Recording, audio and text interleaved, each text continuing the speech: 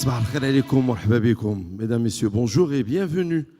Ladies and gentlemen, welcome. Delighted to have you here in Marrakesh in this conference room. I would like first to thank warmly all the people who worked to make things very smooth for us today. Thank you very much for having us here in Marrakesh for this very interesting conference and meeting dedicated to two major topics: innovation and technology, and investment. These are the two topics that are just like two legs. They work together and move forward together. Ladies and gentlemen, we want to thank very much the officials that are among us today, Mrs. Minister of Tourism, Mr. Secretary of UN Tourism, Mr. Minister of Investment, and also all the delegates who represent a lot of administrations in Morocco. I also met some of the tourism private sector leaders that are here. I would want to thank them very much, because in tourism sector in Morocco, we are we have a great habit. We work usually private and public sector together to tackle challenges. We have the current chair and president of the National Confederation of Tourism, and we have two former presidents that are hidden here in front of me. Thank you very much for being here. Very happy to see you again. Today we have a very inspiring conference on technological innovation and investment in your sector. Today we gather to celebrate and strengthen entrepreneurship with this Morocco's sector of tourism, and we are going to highlight its crucial role in growth and development in our country. 3 years ago, in a move, UN Tourism, in collaboration with the Ministry of Tourism, Handicraft, and Social and Solidarity Economy of the Kingdom of Morocco, along with the Moroccan agency Smith, and thanks to the CEO and all the team there, decided to cooperate on innovation and investment with two major projects. First, they launched the UN Tourism National Tourism Startup Competition, Invest in Development of Moroccan Tourism. This initiative has been dedicated to discovering and supporting the most innovative startups in Moroccan tourism, creating a robust ecosystem that champions innovation and sustainability. The competition attracted talented entrepreneurs from all over Morocco, providing a platform for transformative ideas that redefine sustainable and inclusive tourism experience. Ladies and gentlemen, let's remember that tourism needs the power of startups to imagine the future, to work and bring innovative and sustainable-driven companies to make growth happen. They also decided to promote investment in Morocco via the Tourism Doing Business report developed by UN Tourism. We're going to talk about that later on. This series of guidelines is a tool reference for investors that provide valuable information on Morocco's investment climate as well as emerging investment opportunities. It promotes redesigning an investment framework where education, innovation, and sustainability are real fundamental pillars. I'd be very delighted to facilitate all our program today. Let me just give you a very small view of our program. We're going to have the official opening ceremony, and I'm very happy to have all these personalities on the stage in a couple of seconds. And then we're going also to have a presentation about the trends and opportunities in Morocco, and we're going also to see the UN Secretary General giving this guide to the Moroccan government representatives, the two ministers that are with us today, and have a couple of signing agreements, and also have, of course, two short panels with thoughtful leaders that are here to share some very interesting topics with you.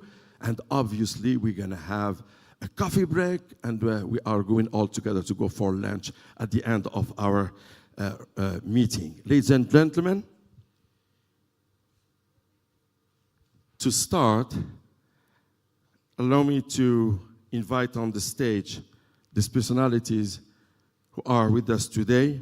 Mrs. Fatim Zahra Amour, Minister of Tourism, Handicapped and Social and Solidarity Economy, Kingdom of Morocco. Mrs. Minister, please. The Secretary General UN Tourism, Mr. Zurab Poulouli-Kashvili. Thank you for being here, sir, and welcome to Marrakesh. I just feel this uploads a little bit very shy. Can I have another one? Moroccan way? I love that. Thank you. The Minister Delegate to the Head of Government in charge of Investment, Convergence and Evaluation of Public Policies, Mr. Karim Zidane. And the CEO of Moroccan Agency, who is in charge of development in tourism and investment particularly, Mr. Imad Barqad. Thank you very much.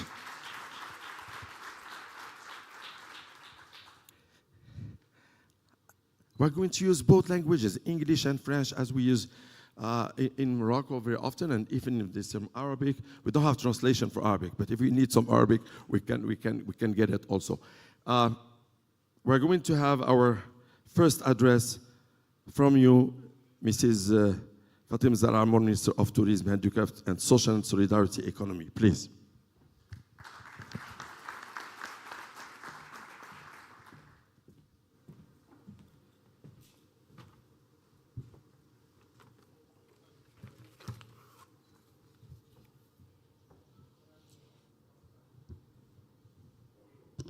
Thank you, Mr. Tammy.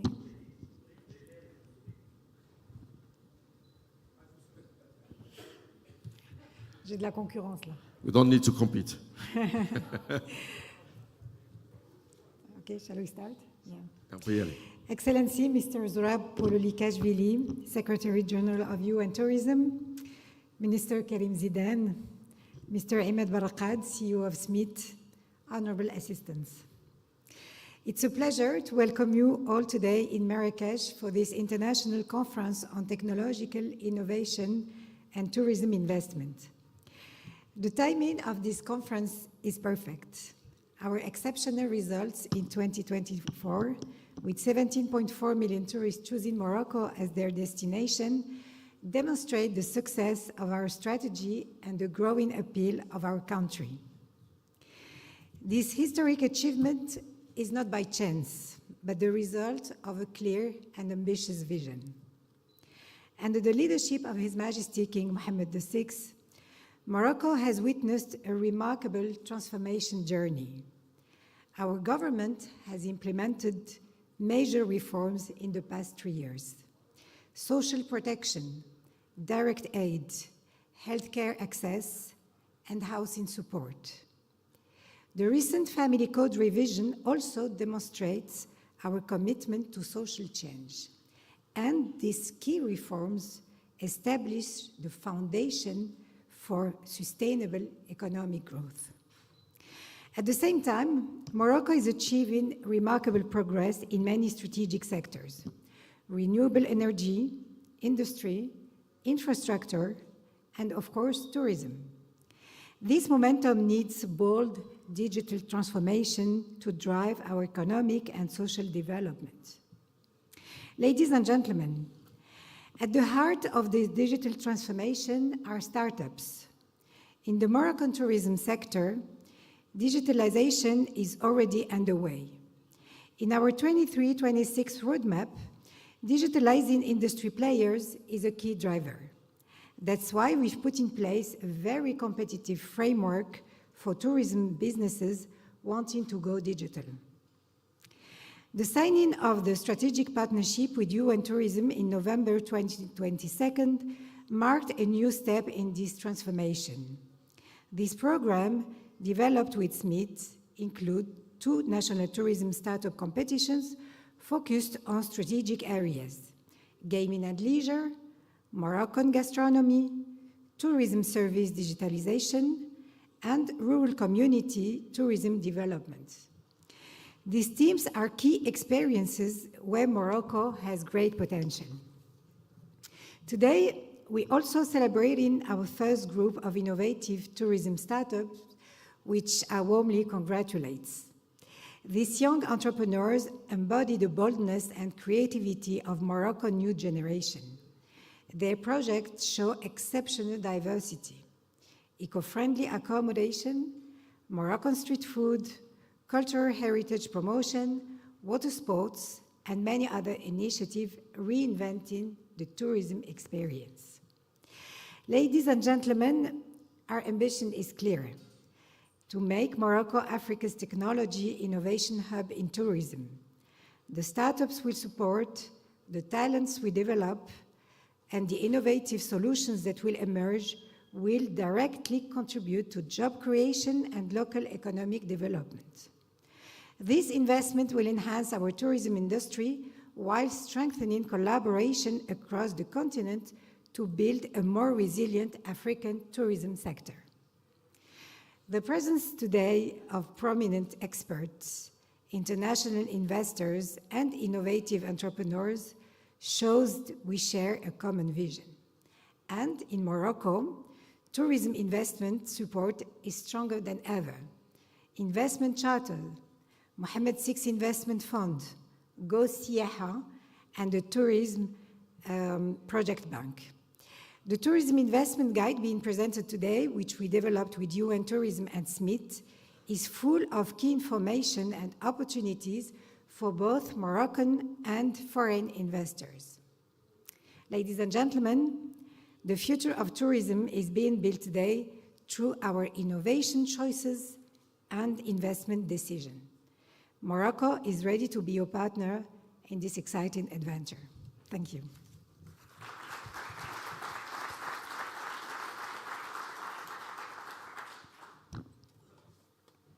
Thank you very much, Mrs. Amor, Minister of Tourism, for this address. And we're going to hear now from the Secretary General of UN Tourism, Mr. Zora Polilikashvili. Welcome, sir.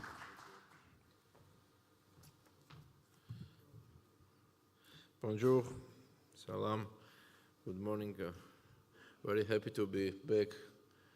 This beautiful city, Marrakesh. I remember 2 years ago, exactly in this beautiful room and beautiful hotel, we had our executive council, which is very important body of our organization, and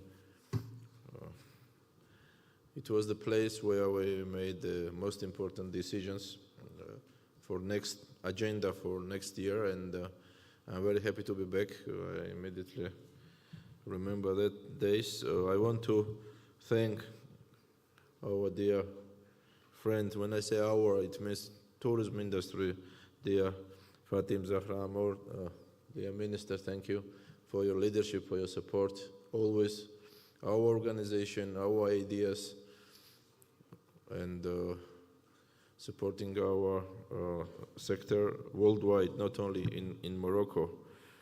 Very happy to meet with the Minister of Investments, which are very important for Morocco and for any country in the world. Any country in the world, they are looking for foreign direct investments, and we will talk about investments today and what we are doing and what we can do. Dear Minister Karim Zidan, very happy to meet you personally, and thank you for your support. And thanks, dear Imad Barakat, the CEO of Smith, dear brother, for your continuous support. Again, without you, it was impossible to make these conferences, these nice days here in Marrakesh, not only this stay, but during since we met in, I don't know where we met, but many years ago, and thank you for your friendship. And I want to welcome all guests, all international participants, all local community who is supporting, and this is the huge project started. I was telling to Minister a few years ago, if you ask me what is Morocco, tourism in Morocco, and what is Morocco, I mean, it's very, very old country with modern and with new ideas and new government and new leadership. Look at, you can see this kind of friends in other part of Africa. This is the country, the most visited country in Africa, by the way. And to reach 17 millions and behind to receive 70 millions of international visitors, it's a very strong and very hard work, which we can see now, and this is just beginning. I mean, 17 million, I'm sure, and we had excellent meeting yesterday with the Minister of Foreign Affairs, and we agreed that me personally, I will be committed and I will be part to receive 25 million tourists in 2030, which is the strategy of and which is the target, and which is very doable, I think, and very, but we have to work in what is happening in this country in the last 10 years, the hundreds of millions of investment in infrastructure, and you see how country is changing. It's not happening everywhere, and I want to congratulate and to support, and of course to mention the leadership of His Majesty King Mohammed VI, who put on the top priority tourism industry. And this is how it started. And 10 or 15 years ago, nobody was talking about tourism in Morocco. Yes, people, they were coming in Casablanca, in Marrakesh, and going back. Naturally, it's happening everywhere. But the priority of country is tourism, and we can see it. Innovation Forum, we will launch today, and we are working with Morocco government last few years, and we saw that talent is here. The startup competition we made, we saw that the concentration of bright minds and ideas and companies and startups are here. Then we will present investment guidelines. Investment guidelines, it's not only a book, it's endorsed by us, and behind of this book also we learned and we studied and we work with the local government why all of us we have to invest here in Morocco, and it's a time to invest now, because tomorrow when all new roads, all speed trains, African Cup is this year and then World Cup will come, everything will be more expensive and it will be more difficult. So now it's exactly the time where any investor, and these guidelines will urge and will help to support investors to come back today. It's happened in many other parts of the world. Then people start, it's expensive, why I didn't invest before. Now it's really timely to start, and we are starting today to launch these guidelines and to attract more and more international investors here. As you see, government is next to investors. Government is giving all kind of incentives, all kind of facilities. And if someone wants to earn money, they have to come and to invest here. This is very easy. 3 new airports under construction. Speedy railway, which will connect all main cities in the country, is there. I mean, definitely, Morocco will be one of the best country with its infrastructure worldwide in Africa, and maybe we can worldwide. This word is coming from here, and from here, what I see here. So I want to congratulate the government. Of course, I love everyone who knows me. I love football, and it's a big achievement to have World Cup. It's not only about love football. We were talking. This is the main and the best possibility to promote country and to give visibility, because World Cup is it's #1 visible event during the 4 years, much more than Olympic Games. There are more than 500 million tele audience, and we're talking about visibility internationally. It will be first time when all Latin American countries will come with millions of visitors. So everything is on the way, and this is just beginning, and I'm very happy to be small part and humble part of this history, which is future of Morocco tourism. And people is very important. I see many friends coming from educational part, and this is another very important part when we're talking about innovation and investment. Without good education and competitive staff and competitive people, it will be difficult to promote, and this is also government of Morocco understands quite well, and that's why we will talk also a part of innovation investments about education. today and these days, and I want to thank to everyone. Let's continue. It's just 1 day or 2 days, but it's not last. We have to continue to have more international events, more communication, and that's why we decided to open office here in Morocco and not in the other part of Africa, with huge respect of all countries. We can't manage it, we can't open everywhere offices, but the priority was chosen 2 or 3 years ago, and thanks to, with the support of Minister and everyone who really wanted to have here office, we will have office. Minister, she mentioned that the ambition, and it's very good ambition, to be Morocco a hub, innovation hub of Africa. And this is reality. I mean, we are starting today, we will sign the agreement, we will open the office, and these are just first steps.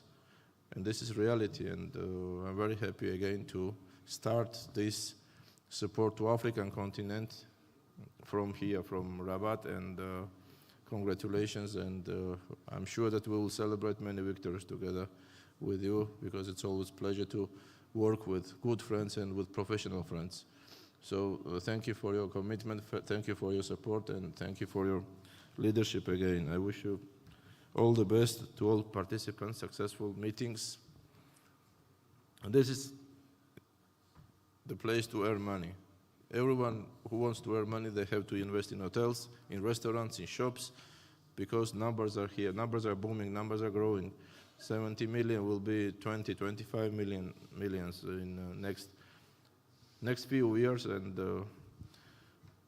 you will remember today. So don't regret to don't invest in Morocco today.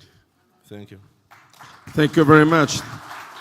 Thank you very much, Mr. Poulikashvili, Secretary General Union Tourism. Thank you very much, because it's lovely to hear someone coming from outside, from abroad, having this ability to zoom out and give us the feedback about what we do, because we build infrastructures, we empower people. We have heard the ministers sharing all the policies that are held by the government to do a lot and to support. And as you said, tourism, it's a part of our societal way of life. It's not only a sector, it's really Moroccans live with people that come from abroad, being tolerant, open to others. And it's lovely to hear you, sir. Thank you very much for giving us our feedback. And great, thank you very much for trusting what we can do together by opening an office and having some operations in Morocco. I hope also that you're going to enjoy the feedback from your teams. And thank you, Mrs. Minister, for giving us always, because it's a good habit now, good news about tourism. So we're always waiting for more and good news. Ladies and gentlemen, we're going to hear from the Minister in charge of investment, and thanking him very much for being here, Mr. Karim Zidane, and thanking him also for all the energy he puts in bringing investment and sharing thoughts with people abroad and in Morocco. Thank you very much, dear. Bismillah ar-Rahman ar-Rahim, wa sallam ala ashraf al-mursaleen, Excellency Mrs. Fatima Zahra, Amor Minister of Tourism, Handicrafts and Social and Solidarity Economy of the Kingdom of Morocco, Excellency Mr. Zurab Poulikashvili, Secretary General of the UN World Tourism Organization. Allow me to call you Zurab, Mr. Zurab. I am Karim. Thank you very much. Mrs. Natalia Bayona, Executive Director of the UN World Tourism Organization. Mr. Imad Barakat, CEO of the Moroccan Agency for Tourism Development. Ladies and gentlemen, dear friends, I am also absolutely delighted to be here in Marrakesh to take part in this international conference. First, I would like to thank the Ministry of Tourism and the Moroccan Agency for Tourism Development for organizing this important event. I would like to give a warm welcome to the representatives of the United Nations World Tourism Organization, and particularly its Secretary, Mr. Zurab. As my colleagues said, my colleague Mrs. Amour said, we are glad to have you here in Morocco to highlight the dynamism of the Moroccan tourism sector and to showcase the tourism investment opportunities in our country. Ladies and gentlemen, as you all know, tourism is a major component of the world economy. In 2023, it contributes 9% to the global GDP. Moreover, the tourism sector is a key driver of economic prosperity and job creation. Recently, the sector role as an economic and social force has been elevated at the highest level during the COVID-19 pandemic. Indeed, countries where tourism represents a high percentage of GDP have recovered faster than the other ones where tourism is not a major economic sector. The impact of tourism on the economy extends beyond generating income and employment. It acts as a growth engine, stimulating investment in infrastructure, promoting sustainable development, and fostering the conservation of cultural and natural heritage. Finally, the tourism industry is strongly connected to a wide range of other industries, such as retail, transport, and entertainment. Promoting this sector is stimulating many other sectors of the national economy. Ladies and gentlemen, the Moroccan tourism sector has never been as brilliant as now. As you know, with a record of 17.4 million tourists in 2024, Morocco has performed brilliantly and has become the first touristic country in the African continent. But the progress are even more promising with the upcoming organization of the African Cup of Nations in 2025 and the FIFA World Cup in 2030, as well as the continued implementation of the nation tourism roadmap. Moroccan tourism has a bright future. Ladies and gentlemen, under the leadership of His Majesty the King Mohammed VI, Morocco has become a privileged destination for foreign direct investment. The kingdom has developed world-class infrastructure. Our young and talented workforce is perfectly trained to meet the demands of the job market. With free trade agreement with more than 90 countries and strong air and maritime connectivity, Morocco offers access to a consumer market of several billion individuals. Located at the crossroads of the Mediterranean Sea and the Atlantic Ocean, our nation naturally evolves as a regional hub and serves a gateway to Africa. Morocco has now entered a new development phase with a strong emphasis on attracting private investment. Our goals include achieving higher quality growth, generating employment opportunities, and fostering wealth creation. To facilitate this vision, the country has recently adopted a growth-breaking investment charter. This new investment charter is paving the way to a significant economic growth, which will be both sustainable and inclusive. The impact of this reform on investment is already tangible. Official figures released for the January-November 2024 period show that we will be heading towards one of the two best years in the kingdom's history in terms of FDI. Ladies and gentlemen, tourism is one of the sectors attracting the most foreign direct investment in Morocco. The number and amount of investment projects have significantly increased in the last few years. Tourism is also one of the most supported sectors by the Moroccan government. Indeed, 24% of the projects have been benefited from incentives in the 2 past years within the framework of the new investment charter are touristic projects. Many international investors from Europe, America, or Asia have developed, for example, several hotels in several urban areas such as Marrakesh, Agadir, Casablanca, Rabat, or Tangier.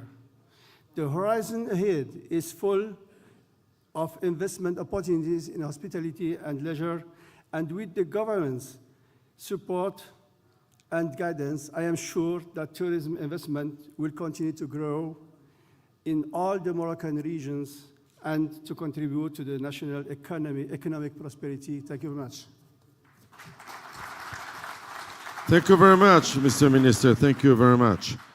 And now we are going to hear from Mr. Ahmed Barakad, CEO of Smith.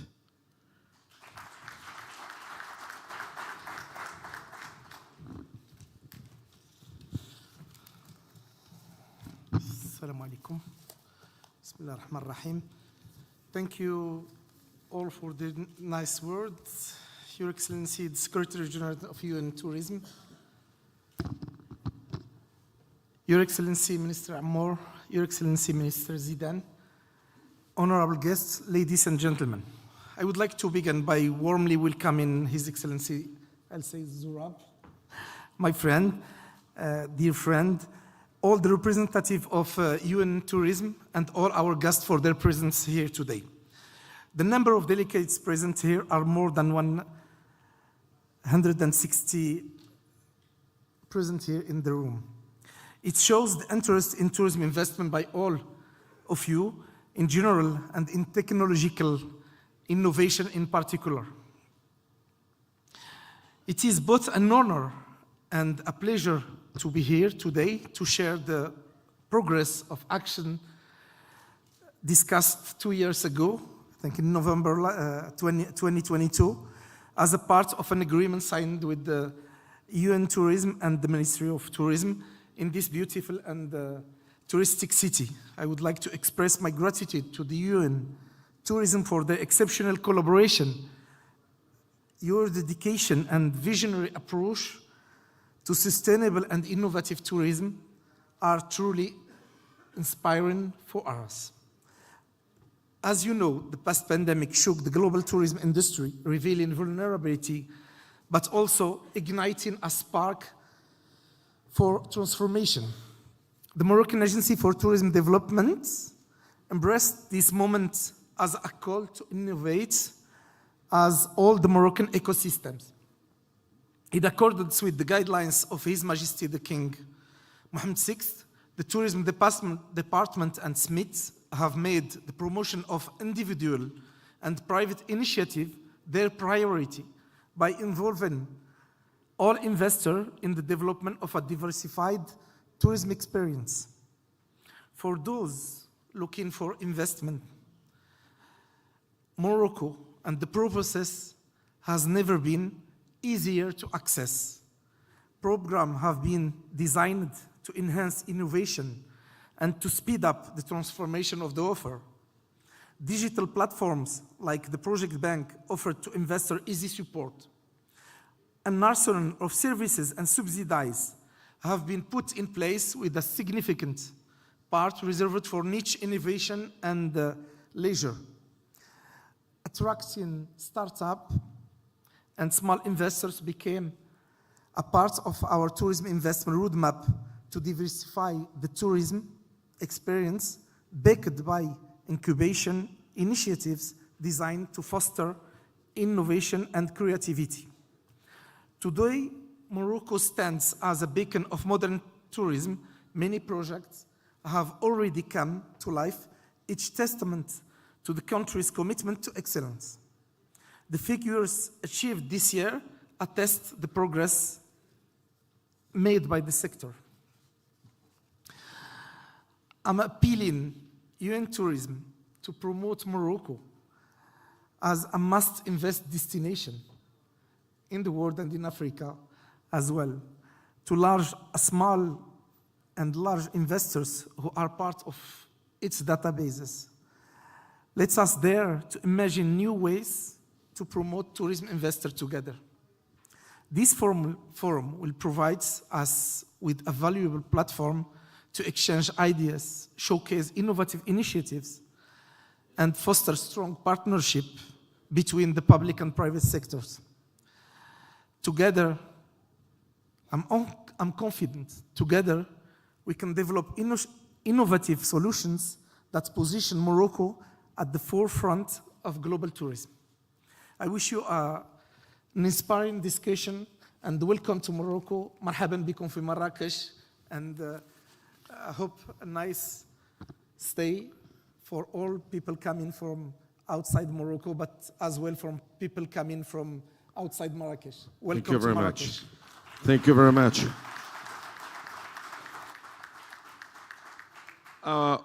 Thank you very much. And yes. The past pandemic shook the global tourism industry, revealing vulnerabilities, but also igniting a spark for transformation.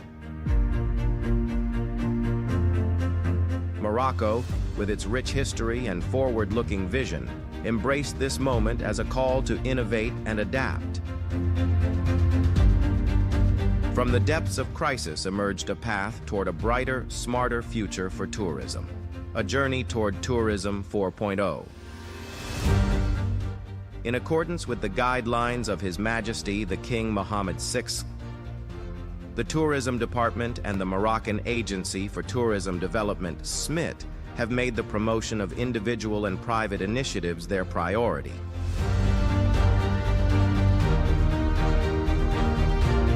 Technological innovation has become the cornerstone of this transformation. Tools like audio guides, heritage interpretation centers, and digital services are redefining the tourist experience, connecting visitors with the country's vibrant culture and history like never before.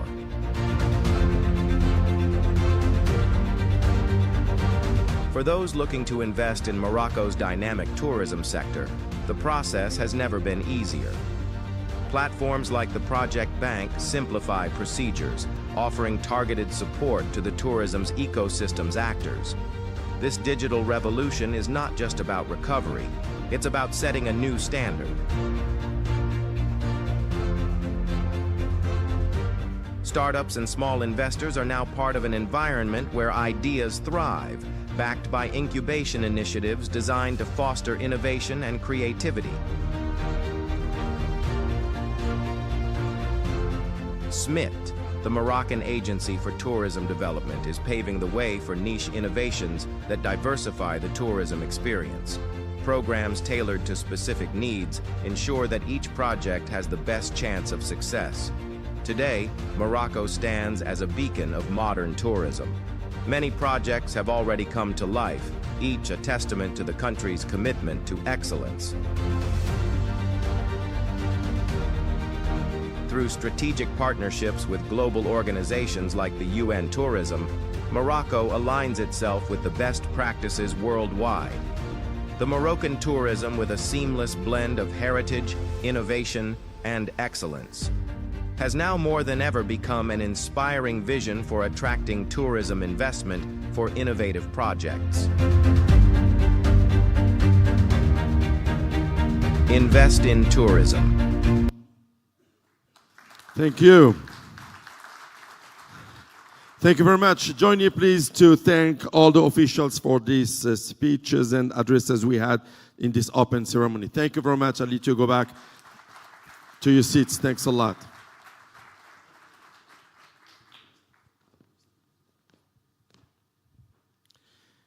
Okay. After having these inspiring speeches and addresses to know more about what we do and what we can do and how we can get opportunities, ladies and gentlemen, it's time to have a very interesting presentation about trends and opportunities. And for that, I would want to invite Mrs. Natala Bayona, who is Executive Director at UN Tourism, to join me on stage about a keynote speech for keynote speech. Is she here? Yes, please. Thank you very much. Welcome.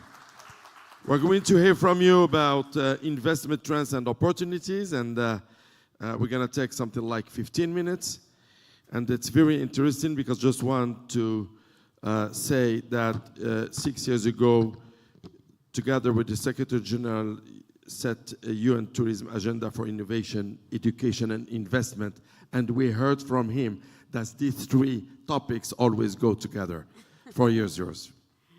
Masters of Ceremony, maybe you have to lead us the way on innovation and technology, because I see that you're really passionate on the subject. So it's my pleasure to be here today. Thank you, Minister. Thank you, SG. Thank you, Imad. Thank you, Minister of Investments. And of course, thank you to the whole UN Tourism team, Elsia, and the innovation team. So why we are here today?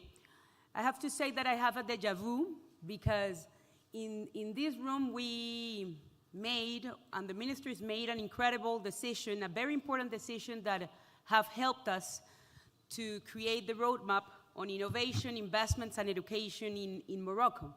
So I'm really glad that we started working in the Four Seasons some years ago to sign an agreement with Imad and with the minister to create the framework of what I'm going to present today. So here, as the Secretary General mentioned, we see a lot of investors, we see people from the academic institutions.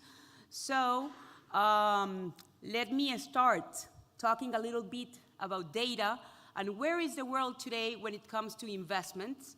And then, of course, we will present why this country has everything in terms of investments, innovation, and of course, education. So where is the world?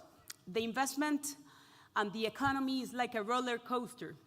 Not only because of COVID, if you see, since 2004, the global foreign direct investments have been going up and down, depending, of course, on the geopolitics.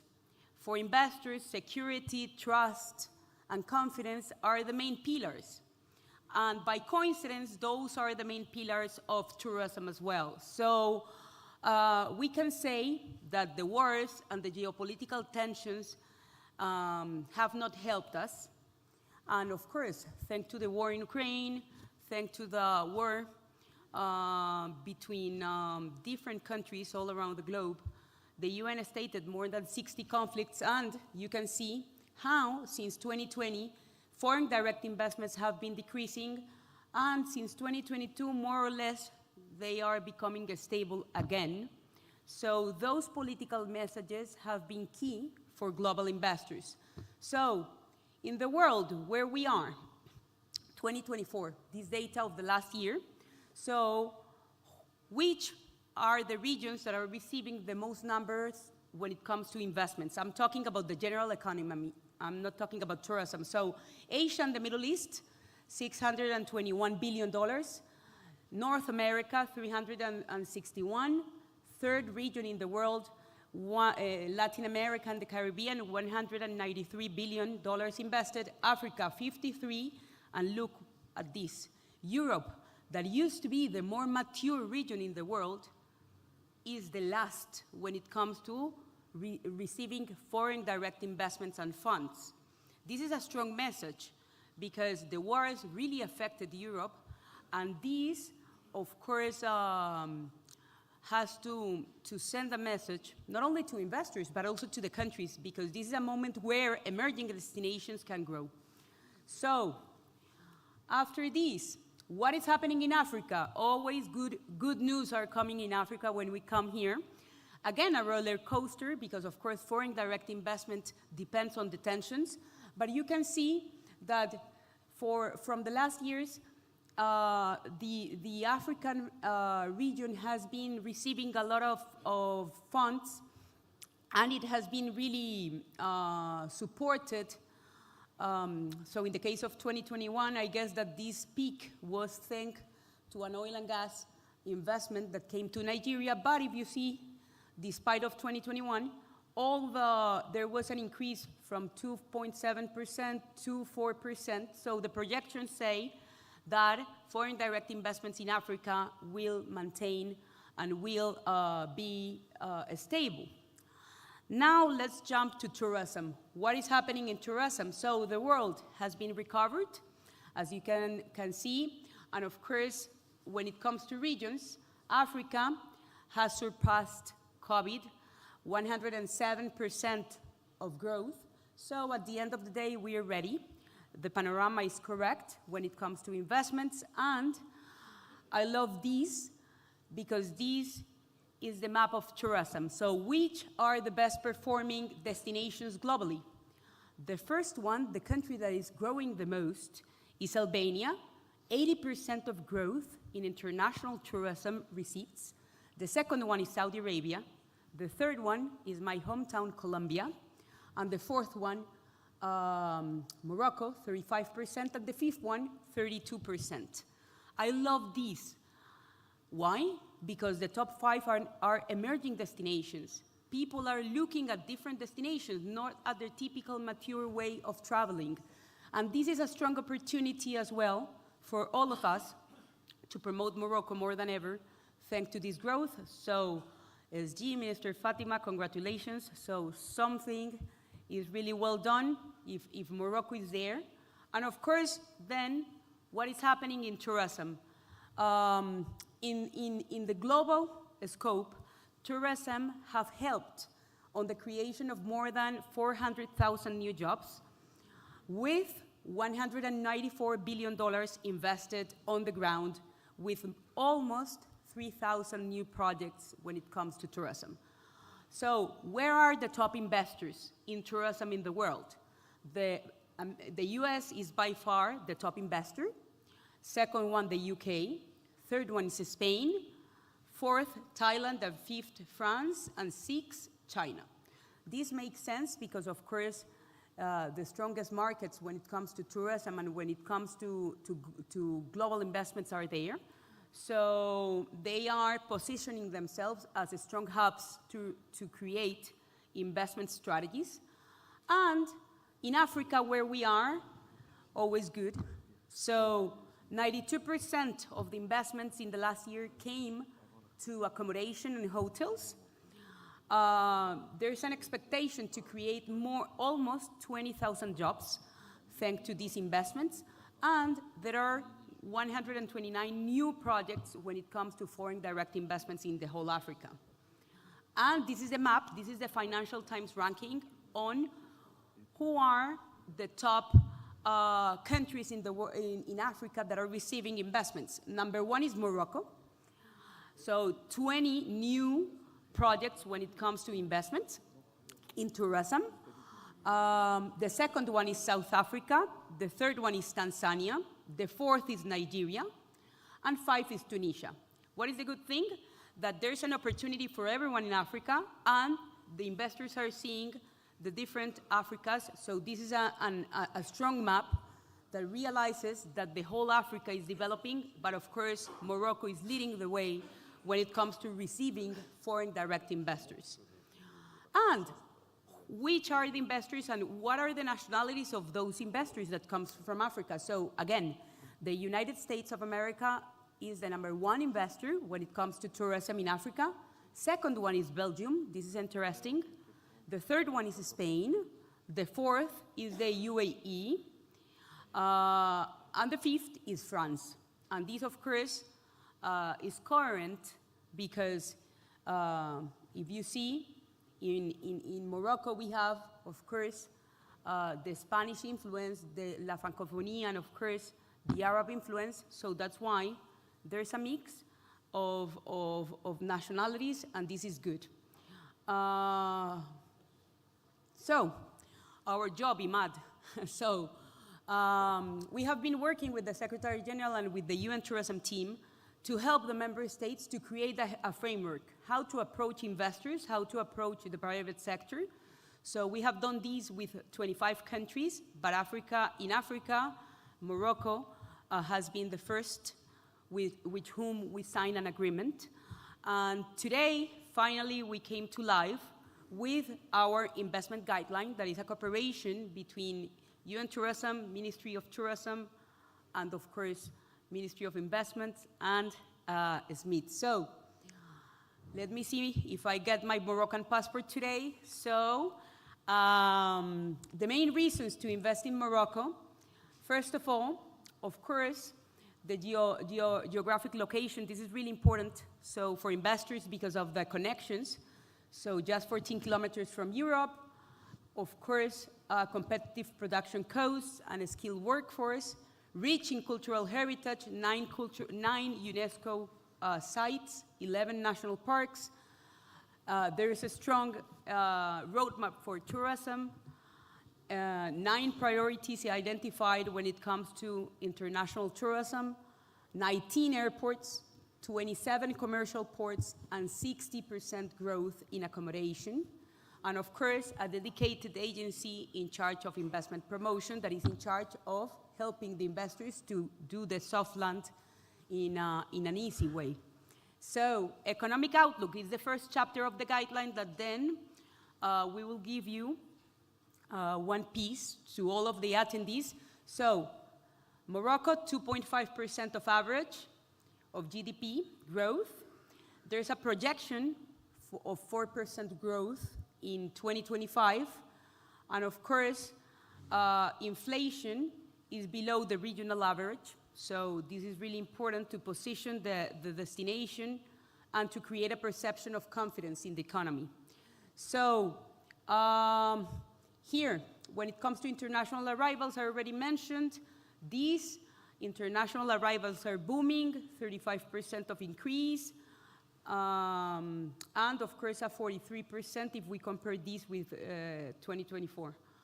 And the rankings, first, I love this slide as well. In Africa, is the first most visited destination, is the first best performing large destinations in terms of international arrivals, is the first best performing in terms of receipts, and globally, the fourth best performing large destination in terms of international arrivals, and the 8th when it comes to receipts. So here, employment again, 364,000 active population are formally employed thanks to tourism. The investment outlook, this is very important. The country is diversifying the economy. So if you can see, tourism is getting a lot of power, not only because of the tourism, but also because of the connecting sectors, real estate, commerce, that have to be connected with the tourism sector. And who is investing in Morocco? This is really interesting. Spain, France, UAE, the US, and the Netherlands. So mature destinations, mature projects coming, and what I mentioned, Morocco has received $11 billion for 99 projects during the last 10 years. And some examples of international chains that are here. Of course, we have Accor, but we have as well Farah or Arsana Investment Corporation Holding. So this, of course, is another slide that brings credibility. Then part of the guideline is about the value proposition. So it's not only about the economic framework, the competitiveness framework, but as well, what is the added value proposition? What, in terms of incentives, Morocco has to offer? So there is an investment scheme. There are different benefits when it comes to investments. So you can have bonus, for example, for strategic investments like tourism, and non-fiscal investments, that as well is something really important. So there are regional investment centers, the investment chapter, the 100 foreign ownership, among others. Everything is on the guideline.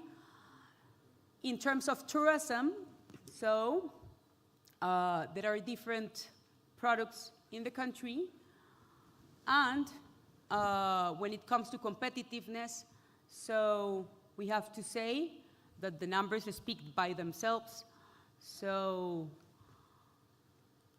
it's a very complete destination, and this is maybe the slide that is the most important slide for an investor. Which are the projects? So inside the guideline as well, we have these. So Morocco has identified 18 projects to promote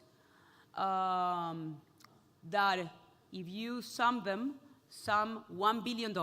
So, and they are hotels and resorts, amusement parks, conferences and events, and ecotourism and parks as part of the diversification strategy of the country. So at the end, as Secretary General mentioned before, there's a strong opportunity because, of course, Morocco will host in 2030 the FIFA World Cup with Spain and Portugal, and Morocco will be the host country for the African Cup of Nations as well. So not only bets, we need the infrastructure, but also we need technologies, innovators working in order to promote and to create a smart destination that is ready to serve internationals coming into sports.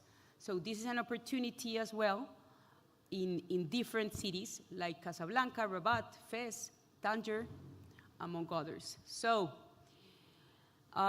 this is about investments, and then about innovation, of course, and just to end, because investments is not only about the traditional investments, but also to invest in technology. So here in the country, as well, there's a priority to empower youth, to empower SMEs, to bring digitalization in the whole touristic chain. So there are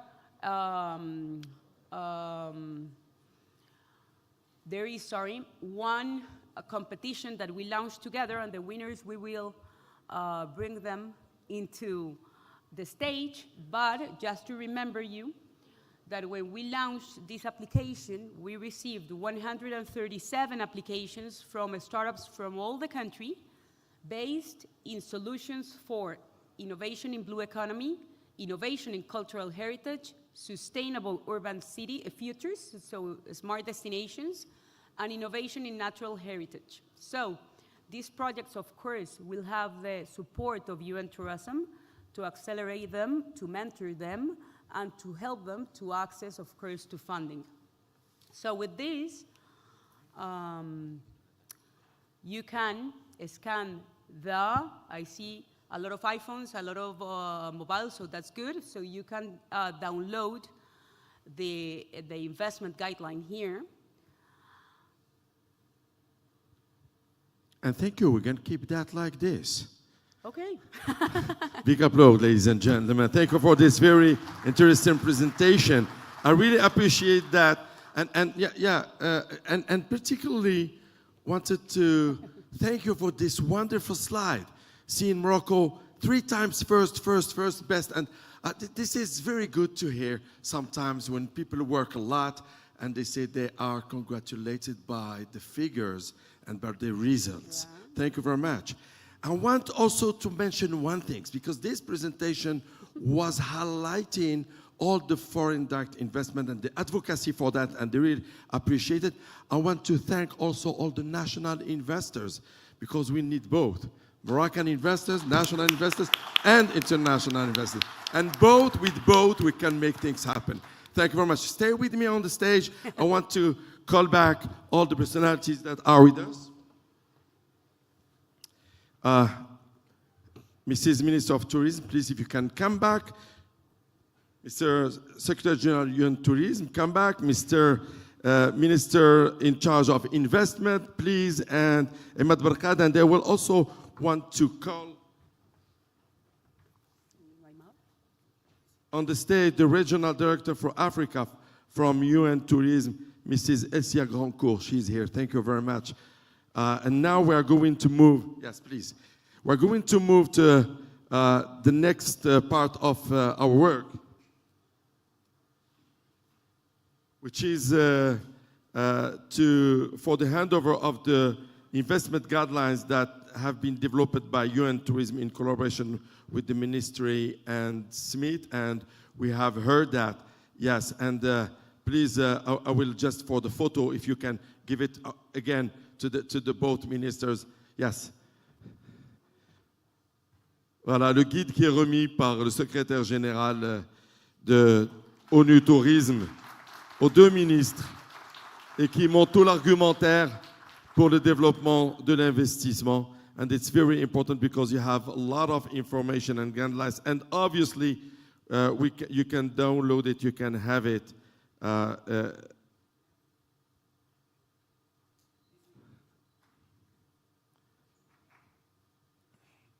Yes, for the photo. Thank you.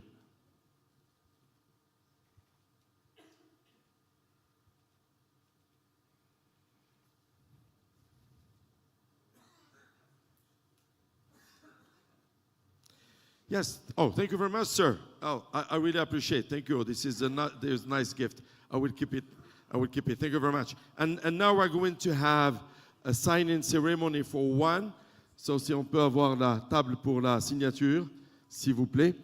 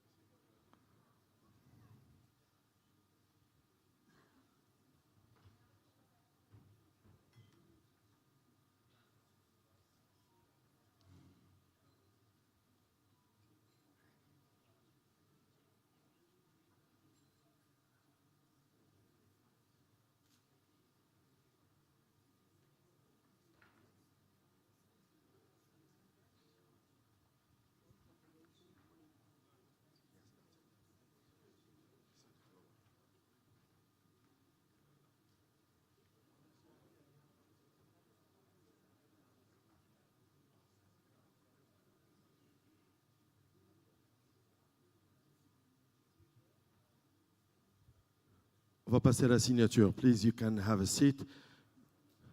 Mrs. Amor, in the middle. Yes, Mrs. Yes, and Ahmed, please, have a seat.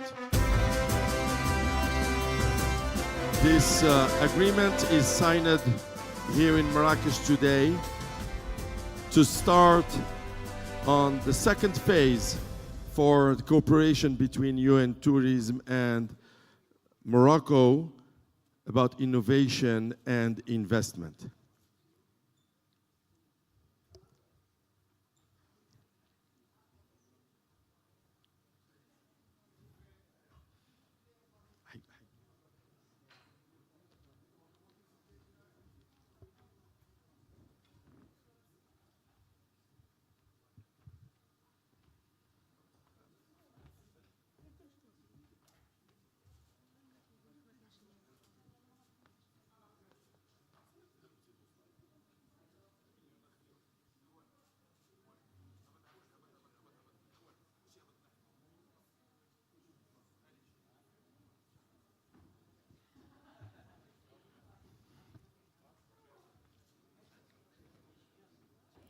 Congratulations.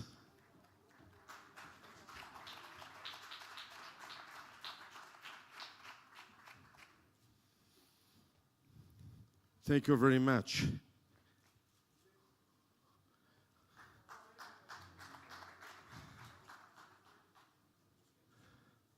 Est-ce qu'on peut avoir une reprise cam? Merci. Voilà, comme ça vous pouvez voir sur l'écran.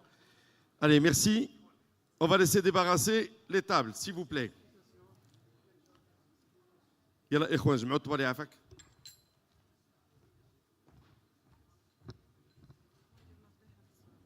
شكون هو؟ شكون؟ ما عندكش فاين غلطي يعاود حاجة هو كمل.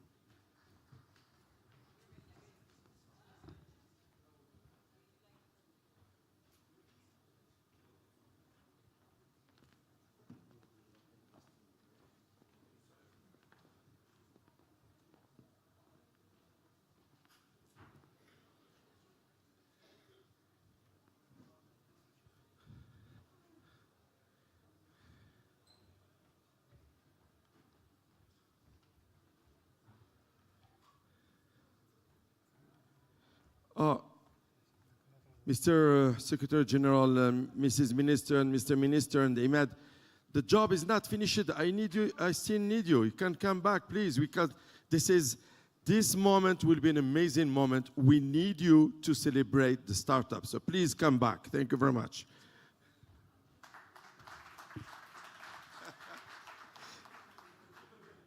Yeah, thank you very much. Thank you. Ladies and gentlemen, it's time to move to a very important session dedicated to celebration of startups. I want to mention that we had a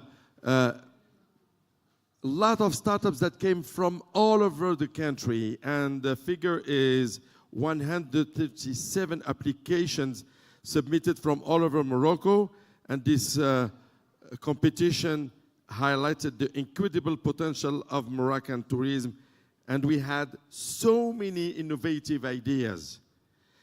So we are going to discover all together the winners. Are you ready to celebrate them? Are you ready to celebrate the winners? Yes, because they need to be supported, sure. We're going to start because we have 5 winners. We're going to start because we had the 4th one, the 3rd one, 2 seconds, and the 1st. We're going to start with the 4th winner. Ladies and gentlemen, the 4th winner is Mouja. Are they here? Yes, please.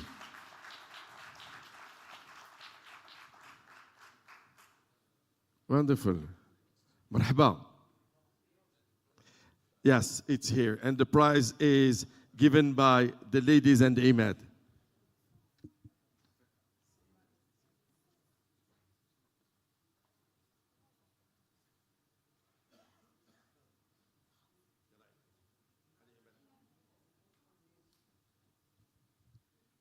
زيد أحمد زيد أحمد.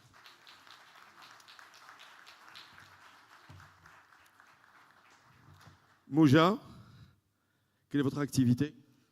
Blue tourism in Morocco. So we connect in blue tourism travelers, locals and tourists with touristic businesses and local cooperatives. Does it work? Yes, it's. Do you make money? We make money from. I love that. I love this kind of entrepreneurs. Stay with me. The 3rd one. 3rd is one note.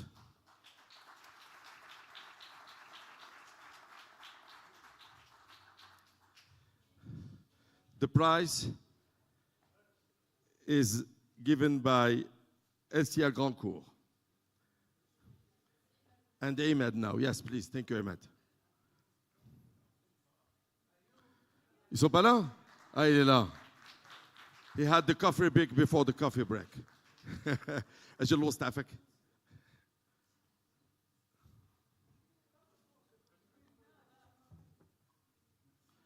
أجي. Quelle est votre activité? On a mis en place une plateforme pour aider les locaux à distribuer leurs expériences touristiques. Des locaux, très locaux? Très locaux, très locaux. Et quel est l'endroit le plus local, le plus paumé à accéder dans lequel il y a ces locaux? Au niveau de l'Atlas, c'est-à-dire entre le Mkoun et Imli. C'est magique. Voilà. Et on a pu les toucher parce qu'aujourd'hui, il y a des agences de proximité qui permettent le transfert de cash là-bas qu'on a mobilisé pour devenir nos agences de recrutement des locaux. Ah, super, bravo. Et ça va vous aider, ce prix? Écoutez, ça va nous aider énormément. C'est une reconnaissance. Et moi, je veux juste dire que, en tout cas, quand j'étais petit, on croyait qu'un changement allait venir au Maroc et je vis le changement et je vous en remercie en tout cas. Parce que Ouais, mesdames, messieurs, vous voyez, il dit quand il est petit, franchement, il n'est plus petit maintenant. Quand je suis à côté, il est vraiment grand. Merci, restez à nos côtés. Merci. Allez, nous avons 2 deuxièmes prix. We have 2 second prizes. Et le deuxième prix qu'on va avoir, on va avoir un deuxième prix. Allez. On peut y aller? Picala Social. Bikes and more. Ils sont là? Oh, super. Et le prix sera remis par Natalia.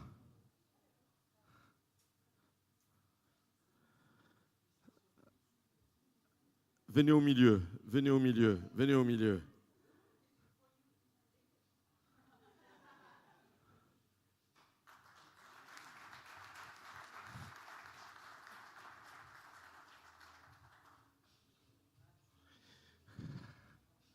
Félicitations. Qu'est-ce que vous faites? Bon, j'ai un projet qui s'appelle Picala. On fait des expériences en vélo ici au Maroc, une unique activité pour des touristes à découvrir Marrakech autrement. Ça marche? Ça marche hyper bien. On a une grande équipe avec des jeunes, 65 personnes qui travaillent, des jeunes ici avec nous à Marrakech, qui travaillent, qui gagnent leur vie grâce au tourisme. Okay. Et ça fait combien de temps que vous êtes à Marrakech? 9 ans. Et vous êtes foreign investment or local investment? Local. Oh, I love that. Thank you very much. Restez à nos côtés. Venez, venez, venez. Vous voyez comment on adopte le Maroc et on se fait adopter. Monsieur Karim Zidane va avancer devant et c'est lui qui va remettre le prix du deuxième prix ex aequo. Et c'est Attar. J'espère bien prononcer. Attar. C'est comme ça? Ils sont là? Super. Tabarakallah alik. Félicitations. Hey.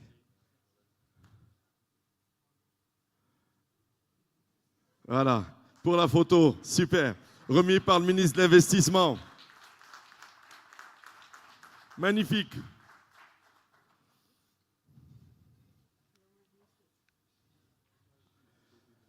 Dans quel secteur vous êtes? We do actually audio-guided tours, immersive, to discover the heritage of Morocco. So we want to preserve it. Okay, and in several cities, several places? We start now in Rabat, and we will, with time, go nationwide. I'm sure that's going to be helpful for foreigners, but also for Moroccans to know more and better. Thank you very much for doing that. Are you making money with that? Not yet, but we will for sure. Okay, we'll be happy to support you. Thanks a lot. Congratulations. Mesdames, Messieurs, je voudrais remettre le premier prix par son Excellence la ministre du Tourisme et son Excellence le secrétaire général de UN Tourisme. Ce premier prix sera décerné par ces 2 personnalités à Ecodome. Félicitations, il mérite des applaudissements très très forts pour Ecodome.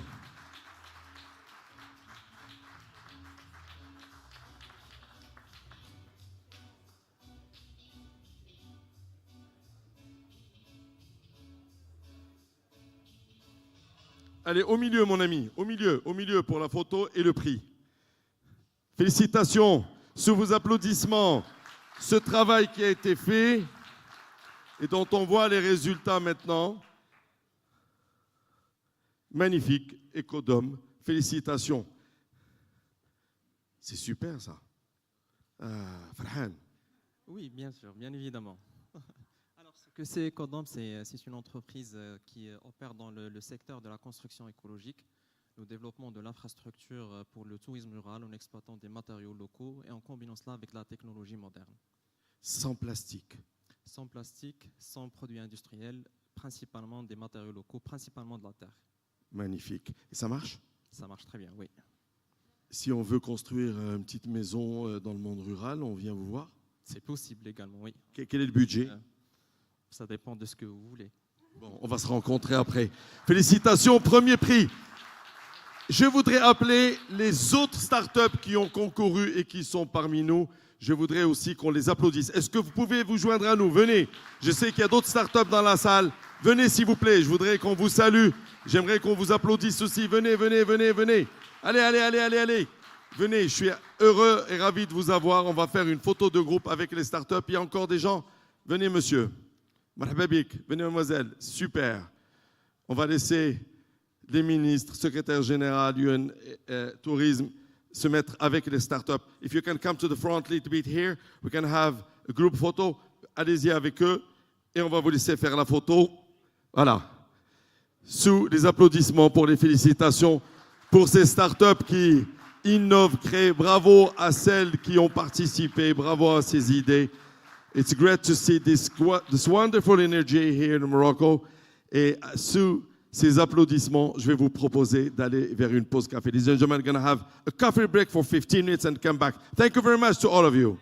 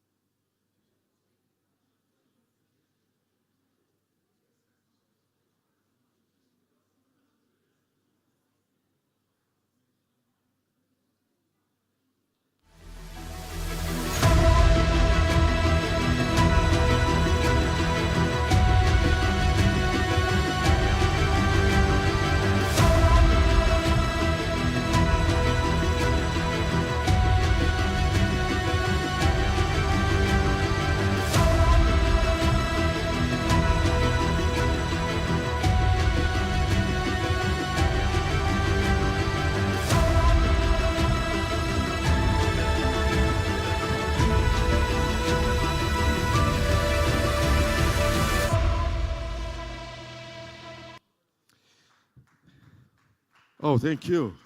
Thank you. I should applaud you because thank you for being back. I'm very happy to have you back in the room. We are going to have two really short panels, 30 minutes each. The first one will be dedicated to sustainable tourism growth, empowering SMEs and the startup ecosystem. For this panel, the speakers are here. I want to welcome them. Start by the ladies. Aradhana Khowala, CEO and founder of UpMind Partner and chair of the group advisory board at Red Sea Global. Thank you very much. Join us, please. Megdi Amin, managing partner, African Venture. Pedro de Meio Breiner, executive board member, Portugal Ventures. Yes, please. And Carlos Diaz de Lastra Buig, CEO, Les Roches Hospitality Education. The last participant and speaker in this panel is Ahmed Barkat, CEO, Smith. This panel will be moderated by Elsia Granco, Regional Director for Africa at UN Tourism.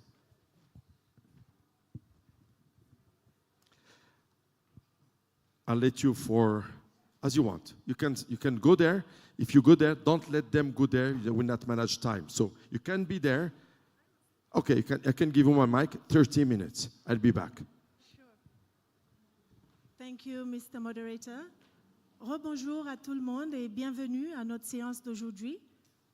Welcome everyone to this morning session. We have 30 minutes, but we do have like 5 high, bright-minded people that are sitting on this panel this morning. So we want to try to make the best of their time with us, to give us as much information as possible about the topic we are going to be speaking about today.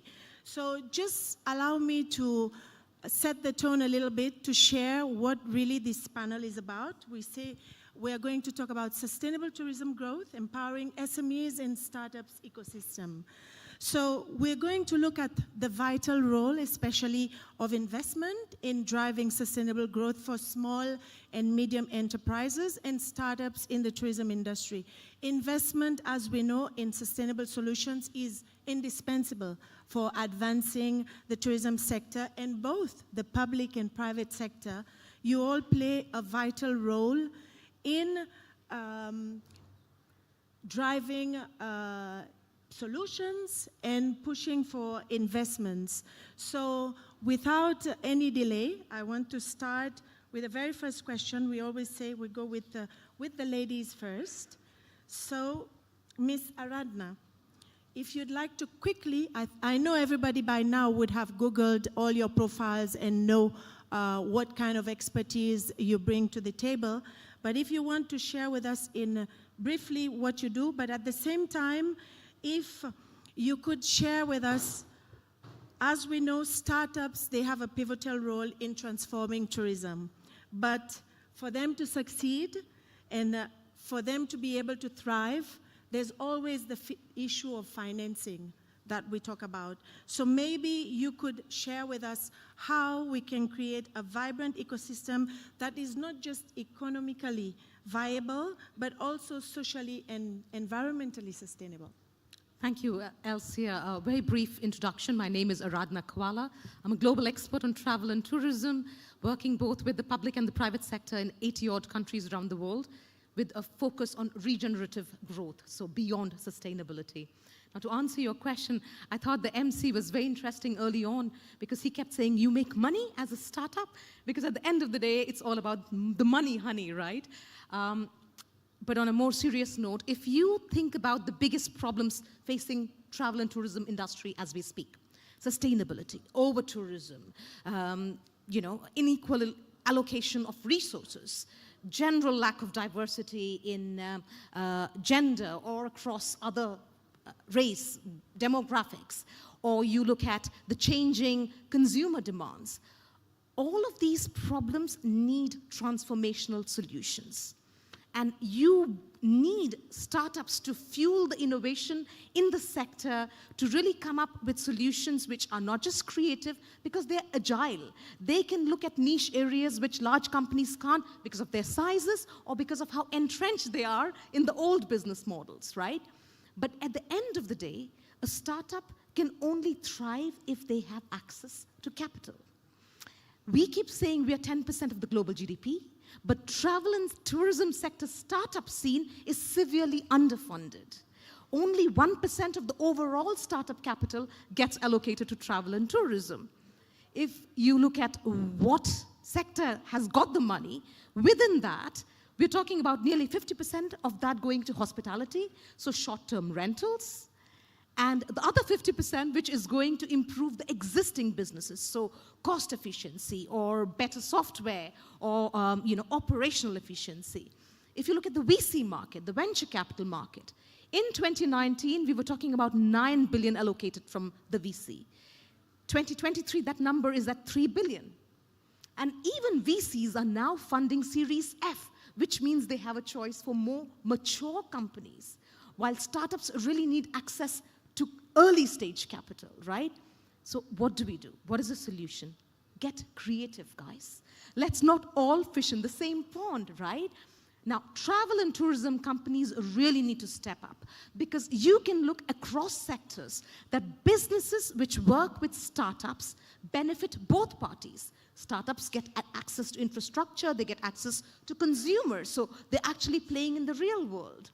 And of course, the companies benefit by having the disruptors on site to work at the problems that they are facing. That's number one. Let's look at other four sources of capital. Private investors, angel investors, impact funds. We have to stop looking also just specifically at travel and tourism, but other sectors. Number two, we need the governments to step up. I'm talking tax subsidies, I'm talking incentives, I'm talking all kinds of decisions which are pro-private sector, because that is how you build trust with the private sector, that you as a government stand with them. There are multiple examples. Portugal is a great example where there are grants given by the government which is matched by the private sector to fund rural tourism, and that created 10,000 jobs. So great example. And finally, and number three, you need really, truly symbiotic public-private partnership, by which I mean both parties really step up to be investing in the sector for a long term. Tourism is not a short-term commodity. At the end of the day, we want an environment, an ecosystem, where every business, every country, destination competes to be part of that system. Thank you so much. I like this. Tourism is not a short-term commodity. Talking about the financing, and we've just heard this morning, the minister told us the figures, and we've seen the slide where we talk about Morocco being ahead first in terms of arrivals, in terms of receipts. And I'm so happy that we have you, Imad, on the panel with us, because surely something is working, and based on the 3 points that Adnan shared, maybe you could share with us what are the innovative tools or financing mechanism that SMIT has implemented or explored to support SMEs and startups in the tourism sector, particularly with a focus on getting sustainable solutions. Thank you. I think it's important to talk about SMEs, but not because it's fashion, not because it's today everyone is talking about SMEs. But in Morocco, when we get out from COVID, there were lack of financing, there were lack of equity, and it was a problem. Second thing, when you are looking to Morocco, in the past, there were a lack of attractivity of territories. It means that we need more leisure, we need more activities inside the touristic path or inside the cities or inside the region. That's why we focused in the new roadmap on SMEs and how we can manage to bring a modern SMEs, innovation and activities. So what we did is we created a new way to think about the offer, and in this way, we said that we need to have a lot of SMEs. So we launched many programs. Go Siyaha, there is Muqawala Siyahiyya, and there is incubator for few niche development, touristic development, and we put incentives. Not only giving them money, but helping them to start their business. Doing that, we want to have more people coming back to these territories. We need more length for stay, and we need more developing SMEs and more economy around SMEs. So that's why we start on that. Innovation was something very important. We are talking about digital, but not only new products. We need new products to attract more tourists if we want to be them. If we need more tourists, we need more investors. And SMEs are investor, same like one who is investing 1 billion or other one who is investing $1. It's the same for us, and we're trying to treat them the same way. So for us, we had to reorganize ourselves. So, sorry for people who are investing 1 billion, but the others are important too. So what we did too, we create tools, innovative tools, to be in contact with them. Not necessarily, they don't know us, but they can find what they want inside this ecosystem. So what that we did, and I think it's important, we are having few projects that are already there. It's an initiative that started in 2023, 2024 with regions, with local collectivities, with private people, with privates, and they are with us with incubators. They are choosing, private sector are choosing those investors, and I mean in restoration, in leisure, and all activities that can attract more tourists in destination. So that's why we try to work on SMEs, and that's why it's very important for us. Thank you so much, and I'm sure a lot of people in the crowd, you would have benefited somehow with all the initiatives that has been launched through SMIT. Going now to Portugal, because Aradna, you did make reference also to that. What advice, Pedro, would you give to the entrepreneurs seeking venture capital for tourism-focused and sustainable initiatives? However, we know that we always say that there are mistakes that are made, you need to fail, to try again. And maybe whilst you answer that question, what are some of the tips you would share in order to keep encouraging those that are failing and those that are feeling that they're reaching a stumbling block? It's good. Thank you very much for having me here today, and thank you for your question. In fact, it's not only technology. Tourism also has the side of non-technology products, which are important, and that is something that in Portugal we are doing. We are investing not only in technology-based projects, but also in the real economy projects like accommodations and food industry as well. So we are doing both. Giving advices to the entrepreneurs is always difficult. Venture capital brings a cultural transformation or a revolution, if we can say. Before, to fail was not something that was not good. Nowadays, within the venture capital ecosystem, to fail is very important. And it is important that entrepreneurs are not afraid of taking their product to the market, to test it, and to even if they fail, to go back, improve, and go back to the market. Those interactions, it is very important that they are made very quickly in order to enter the market as soon as possible with the product adjusted to the market needs. Advices to the entrepreneurs. Well, first of all, no matter how good you are, be humble. That's very important, to be humble, to be willing to learn and to hear what others have to say. and be prepared for a roller coaster of emotions, because that's what you have in the years ahead of you. Of course, they should adopt a strategic and a clear approach with a clear business proposition. It's important to have a solid business plan to present to the investors, which shows scalability, which clearly shows how do they make money, although nowadays it's not all about money.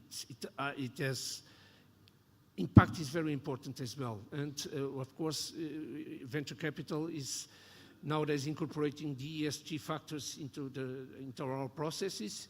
And that is something very, very relevant, and the startups and the entrepreneurs must include those issues on their project since the very beginning.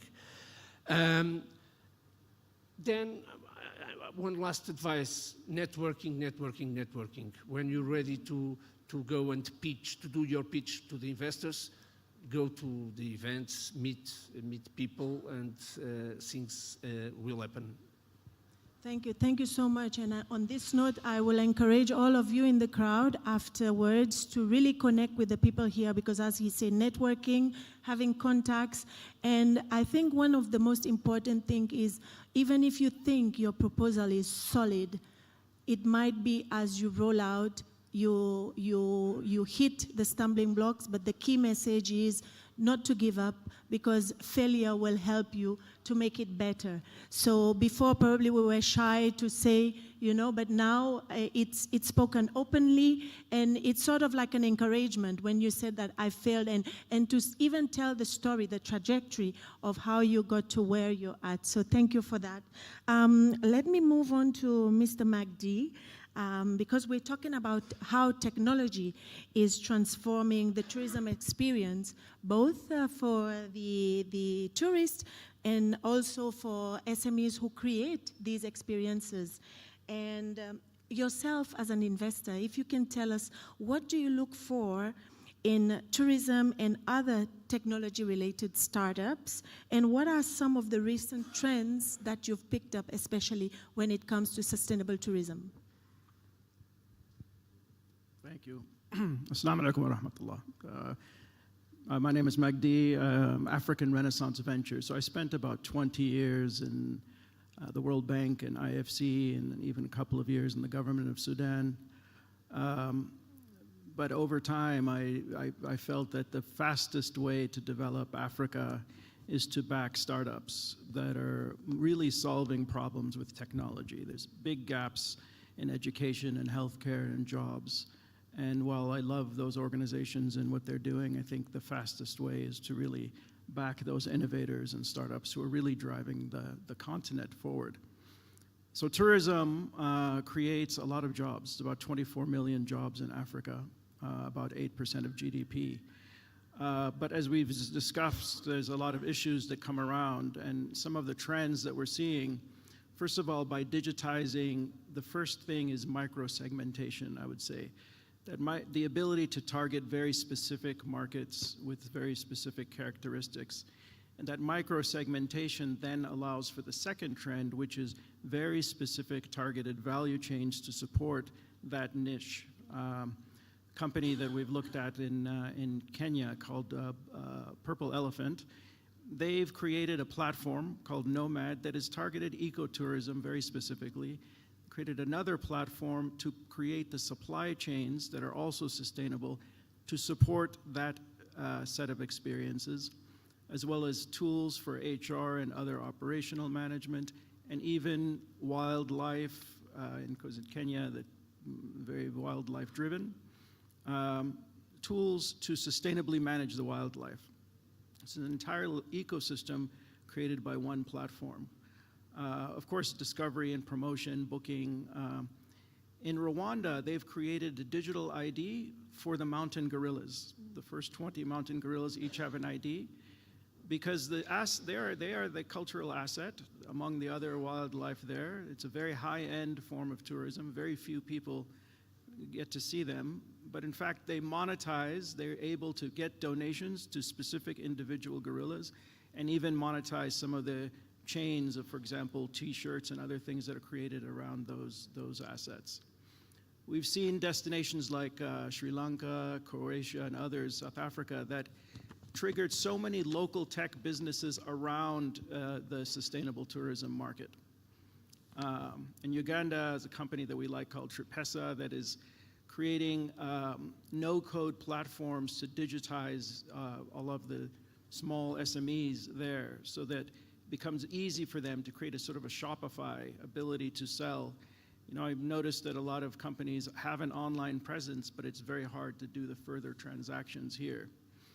One last thing. So virtual reality, and I'd like to see it more as a driver of cultural understanding. At the heart of sustainability really is respect. Respect comes from understanding. As I mentioned, I'm from Sudan. My son is named Tariq, inspired in part by Tariq ibn Zayed. So what if we had a virtual reality experience of what he was like, what his life was like? Of course, he's known for conquering with a very small army Andalusia, but what I liked about him is tolerance, the respect for multiple religions, and that he did not do anything negative about Christianity there. It was a very tolerant society. What if I could give him that experience of understanding Morocco through his namesake, and with emphasis on understanding it, but also put in the message of tolerance? Because today, I think mutual understanding is needed more than ever, and tourism can play a role in building that mutual respect and understanding that we lack today. You know, in the words of Dr. Martin Luther King, we're all caught in an inescapable network of mutuality tied in a single garment of destiny. So let me offer a final word you mentioned on investment. So we like high character entrepreneurs who have resilience, the ability to take setbacks and push through. A very high level of commitment. We like integrity. We like high growth. We look at track record of growth. So we're investing at the seed stage, but all post-revenue seed stage companies. And they must be solving a real problem that is a gap that is recognized that isn't being solved in other ways, and they're using technology. To get there, they need initial funding from typically friends and family. So let me speak here now to the Moroccans in the audience. You know, growth and economic growth and development and technology is a choice. It's a choice that we have to make. And while we're coming from outside, other people can't make that choice for you. It will happen when you decide to make the choice. So if you want startups to thrive, and that's your economic future, let me just offer one piece of advice. Invest in them. That's what they need. Invest your capital, but more importantly, invest your ideas and your experiences and your feedback. Let them build the new future, the African Renaissance and the Moroccan Renaissance. So thank you for inviting me. Totally aligned with everything that you've said, and I think you touch on really things that is central to the work that UN Tourism is also doing when you talk about integrity. Just a while back, we were riding on a campaign on travel, enjoy, respect. And I think this is very important because, as you say, everything that we do, there is a trickle effect. We're looking at decentralizing the activities into the rural communities, so we have to respect also the local cultures, but at the same time be able to appreciate it. So thank you for your contribution. And you will recall at the very beginning, our dear Master of Ceremony, he reminded us that we are here for three key themes that we are talking about today, and that is innovation, investment, and education. So I'm very happy today that we have our dear friend, Mr. Carlos, joining us from Les Roches. So we sort of wrap up this first round of questioning to you. Maybe you can share with us what are the support mechanisms that institutions like Les Roches, for example, can offer to help startups scale up their innovative ideas into successful businesses. Thank you. Thank you. Thank you. It's a real pleasure to stay here with you. I think one of the key factors that now is important for all the countries that they are trying to push to be leaders in the tourist industry, there are for me two factors, and we are working with different governments, different companies, and there are these in the countries that we are seeing the best trajectory of tourism right now. These two factors are always present. One of them is training, to focus in training the people, because as you know, investors and money. Luckily, there are a lot of money, a lot of investors now in tourism. They are looking for opportunities in different countries, but mostly of the cases, a lot of investors find problems to put the position in some countries because they don't consider they have the right talented ready to create the standards that they need. It's something that a country like Morocco that is leading, I think, is doing a very good job, because Morocco is leading Africa continent, and it's important to focus in training people. And the second area, and the second anchor for these countries is innovation. And for us, it's very critical. For example, we are providing managers for this hotel chain. For Four Seasons, we are the main provider worldwide, talented and managers for this hotel chain. And every time, one of the big challenges that we have is what type of manager or what type of people we need for the future leaders for the tourism. And the problem for the education institution like us is to teach in the people the entrepreneurial attitude, the intra-entrepreneurial attitude, because we're speaking about startups and entrepreneurials, but one important thing is we need to ensure that the managers and the professionals that they are working in different tourism companies in the country, they have the intra-entrepreneurial spirit, because this spirit is the spirit that is making the country more competitive compared with other ones. And when we try to discuss internally how to prepare the people, it's true that it's difficult to train the people to be an intra-entrepreneurial. You cannot do with a book in the classes. You cannot do also with explaining what is happening in one country and another.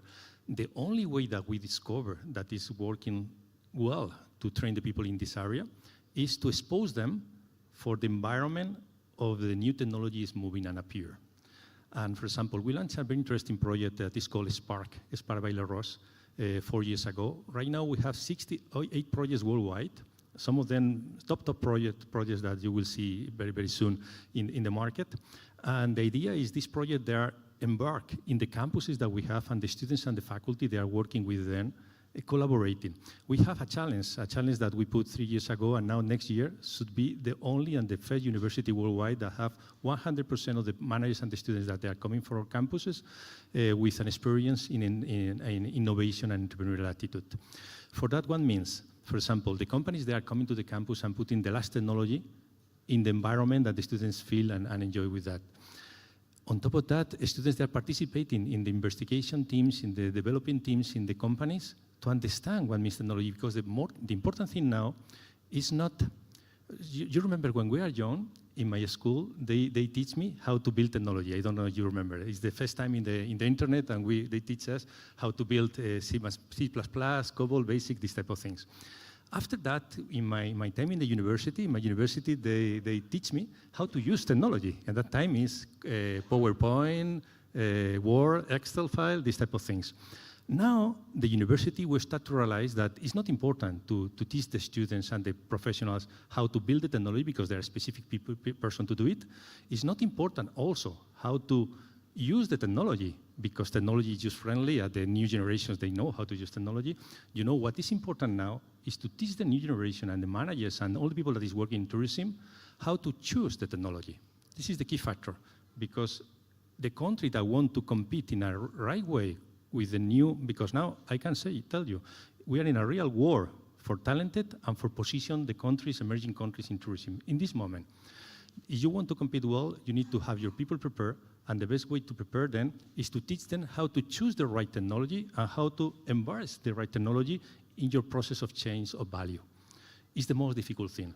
You need to have the right mentality. We are not teaching people for 3 years technology coming because we don't know what technology is coming. We need to teach the people how to have the right attitude, the open mentality, to feel comfortable and to feel, how it's called, brave, to look for technology, understand how technology is moving, and most importantly, how to choose the right technology in the right moment of your process of value to give the most important difference for your company and for your country. That is the challenge that we have now. Thank you so much. Yes, we say choose the right technology. I think we have still a little bit more time. We can take one last round question common to all our panelists here. So let me round up by asking, and we'll start again with you, Aradhna, how can your organization continue to support startups to develop, to stimulate the development of their ideas, especially what you can share also that would be beneficial to our Moroccan crowd here today? Great. With the MC eyeballing us, I'm going to be really, really quick. 3 things. Number 1, get investment ready, and that's something that we focus on. Please listen carefully. I said get investment ready, not that we're going to give you a handout of money, which means we help you with a compelling, powerful pitch, identifying a value proposition which is really clear, and then of course storytelling and communicating that. That's extremely important. A lot of entrepreneurs and startups think the key is to have a great idea. Anyone who has had a cold shower has a great idea. The key is execution. So that's the first one, get investment ready. Number 2, we help be your North Star and get you ESG compliant. There are trillions of dollars in impact funds which are underinvested. What we do is help you make the transition from sustainability to regenerative. When I send my kids off to school, I don't tell them, go be less bad. Sustainability is be less bad. I tell them, be good, learn something. That is regeneration. We help your business make that transition from sustainability to regeneration. And number 3, quite linked to that, is funding is a very precise strategy. We help with funding. And I just want to end with one final note to any startup founders, entrepreneurs sitting in. Don't look for mentors. Talk is cheap. Look for people who are either really invested in getting you a success, otherwise just fail fast and learn faster. And disrupt. Tourism is an industry that's waiting to be disrupted. And look after yourself. That's physically, mentally, and emotionally, because you can't run a business if you are running on empty. So look after yourself. Super. Thank you. Thank you. Mr. Magdi? That was great advice. I would say for startups here, I think what they could best get from me is a bit of benchmarking. You want to be world class. We're exposed to a lot of startups around the world and a lot of technologies and approaches. And I think what we can do is share those insights of what we're seeing elsewhere and also connect them.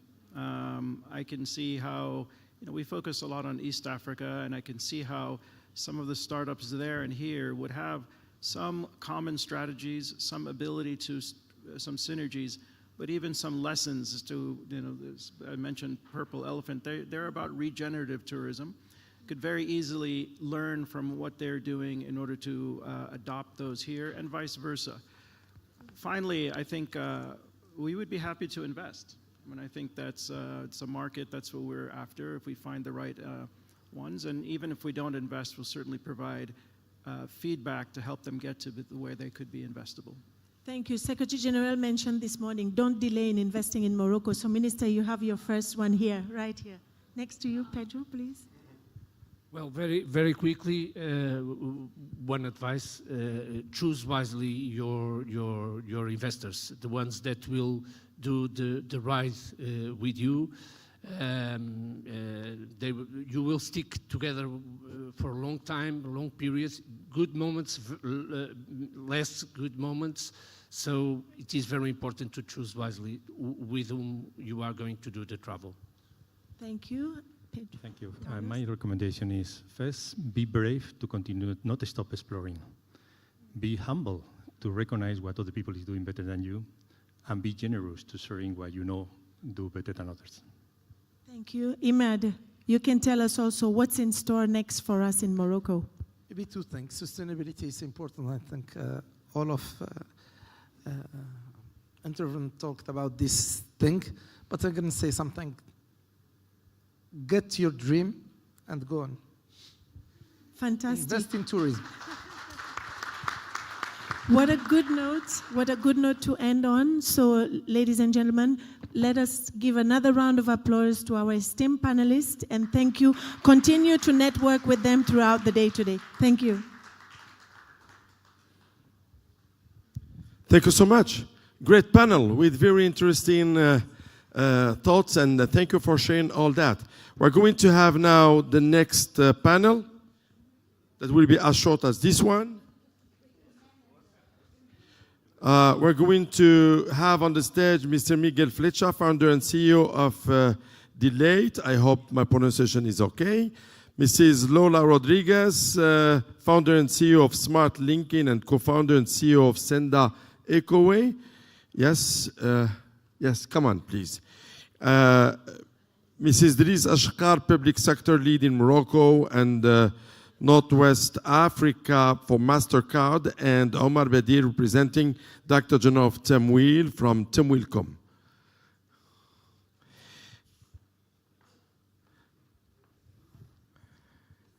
So, just to tell you, and we still have moderator Alejandro Muyer, please. It's you. And you'll be the moderator. Okay, wonderful. So, and for this, we're going to have 25 minutes because you are less people. It's okay? Because you are the only panel between us and the closing remarks and lunch. So the pressure is very high. Good luck. Thank you very much, and welcome everyone to our second panel, which is a panel around the key topic, which is investing in startups for smart and innovative solutions in tourism activities. And today we have with us a remarkable set of experts and consultants from diverse geographies. So let's kick it off. So today I think that the topic is critical because we hear a lot of things about innovative solutions, Internet of Things, artificial intelligence, blockchain, data, and all these things that are clearly reshaping the future of tourism. And we want to hear more from our experts on how we can leverage these solutions, especially in Morocco, to transform completely the sector and the future of this sector. So this is the topic, just to give you a flavor. So probably let's kick it off with an introduction of our panelists. So our first panelist is Omar Badir, who is Head of Strategy and Cooperation at Temwilcom. In his role, he is in charge of monitoring the strategic plan of Temwilcom and supporting MSMEs in the tourism sector in Morocco. The second panelist is Miguel Rodriguez, who is the founder and CEO of Delight, which is a consulting firm specializing in the intersection of tourism, gastronomy, and emerging technologies. And the third one is Mrs. Lola Rodriguez, who is the founder and CEO of Smart Linking and co-founder CEO of Senda Ecoway, a number of projects that you have run in Spain but across the globe, and will be benefiting from your experience. So a round of applause, please, for all our panelists. Thank you. So the first question is probably for you, Omar. To hear more from your perspective how Temwilcom is supporting the tourism sector in Morocco, and what are the key activities that you're doing to support and enable the ecosystem. Thank you. Let me first thank the organizer of this event, Smith and UN Tourism, in this magnificent city of Marrakesh. And we all know and we all agree about the importance of tourism. What we see is, I would say, the convergence between so many parts of the government, and Temwilcom also, as a state-owned enterprise, is contributing to the development of the tourism through financing. So maybe briefly, Temwilcom is a public financial institution that provides financial instruments for many targets, several targets, for households to have access to housing, for also for guarantees for some other SOEs, but mainly for SMEs. So we provide different instruments. I'll talk about them a bit later, but we are mainly focused on the SMEs and how to develop them through financial instruments. So we work closely with the financial sector. So we work with banks, with microfinance and leasing companies to provide this kind of support. And indeed, tourism is, I would say, a national priority. So it's not only Chamwilcom's priority, but all the components of the Moroccan government's priority. So this is why through the 75 years that we are operating, we leveraged something like 8.5 billion dirhams to this sector through the several kind of financial instruments. And we were also present during some challenging times. And we all remember the COVID crisis, where we had some tough times. Maybe the professionals will remember, also the ministry during this tough period. And we designed some dedicated instruments that was dedicated to the tourism. I remember we had the demand oxygen for the tourism industry during really where there is the lockdown, and then we had the relance mechanisms to have some more investment during the growth period. So and for this mechanism, for example, we had something like 8,000 operations dedicated to the tourism industry. And this kind of instruments were done, and now we have two big parts. So we have the generic ones that applies to all sectors, no matter if they were in the tourism sector or no. But we have something really tailor-made to the tourism sector, and there was a product that was launched with the help of the Ministry of Tourism and the Mohammed VI Fund, which is CAP Hospitality. And regarding the current events that we are preparing, we had the African Cup and FIFA World Cup of football, and we provide some joint loans with the banking sector for any project in the hospitality that can be renovation, extension, and so many other projects in sustainability as well is something that we really rely on for some interesting amount that can go up to 100 million dirham. And I'll leave it here, and maybe we can. I have so much to say, but we lack of time, so I'll leave it here. Thank you so much. Thank you, Omar. So this is really outstanding. So Miguel, we've just heard how the government and state-owned entities can shape the future of tourism and how they are supporting with access to finance, etc. But beyond what the government can put on the table, according to you, what is, in general, the biggest challenge to innovate in the travel industry? And what is recommendation to make sure that innovation is driving business outcomes?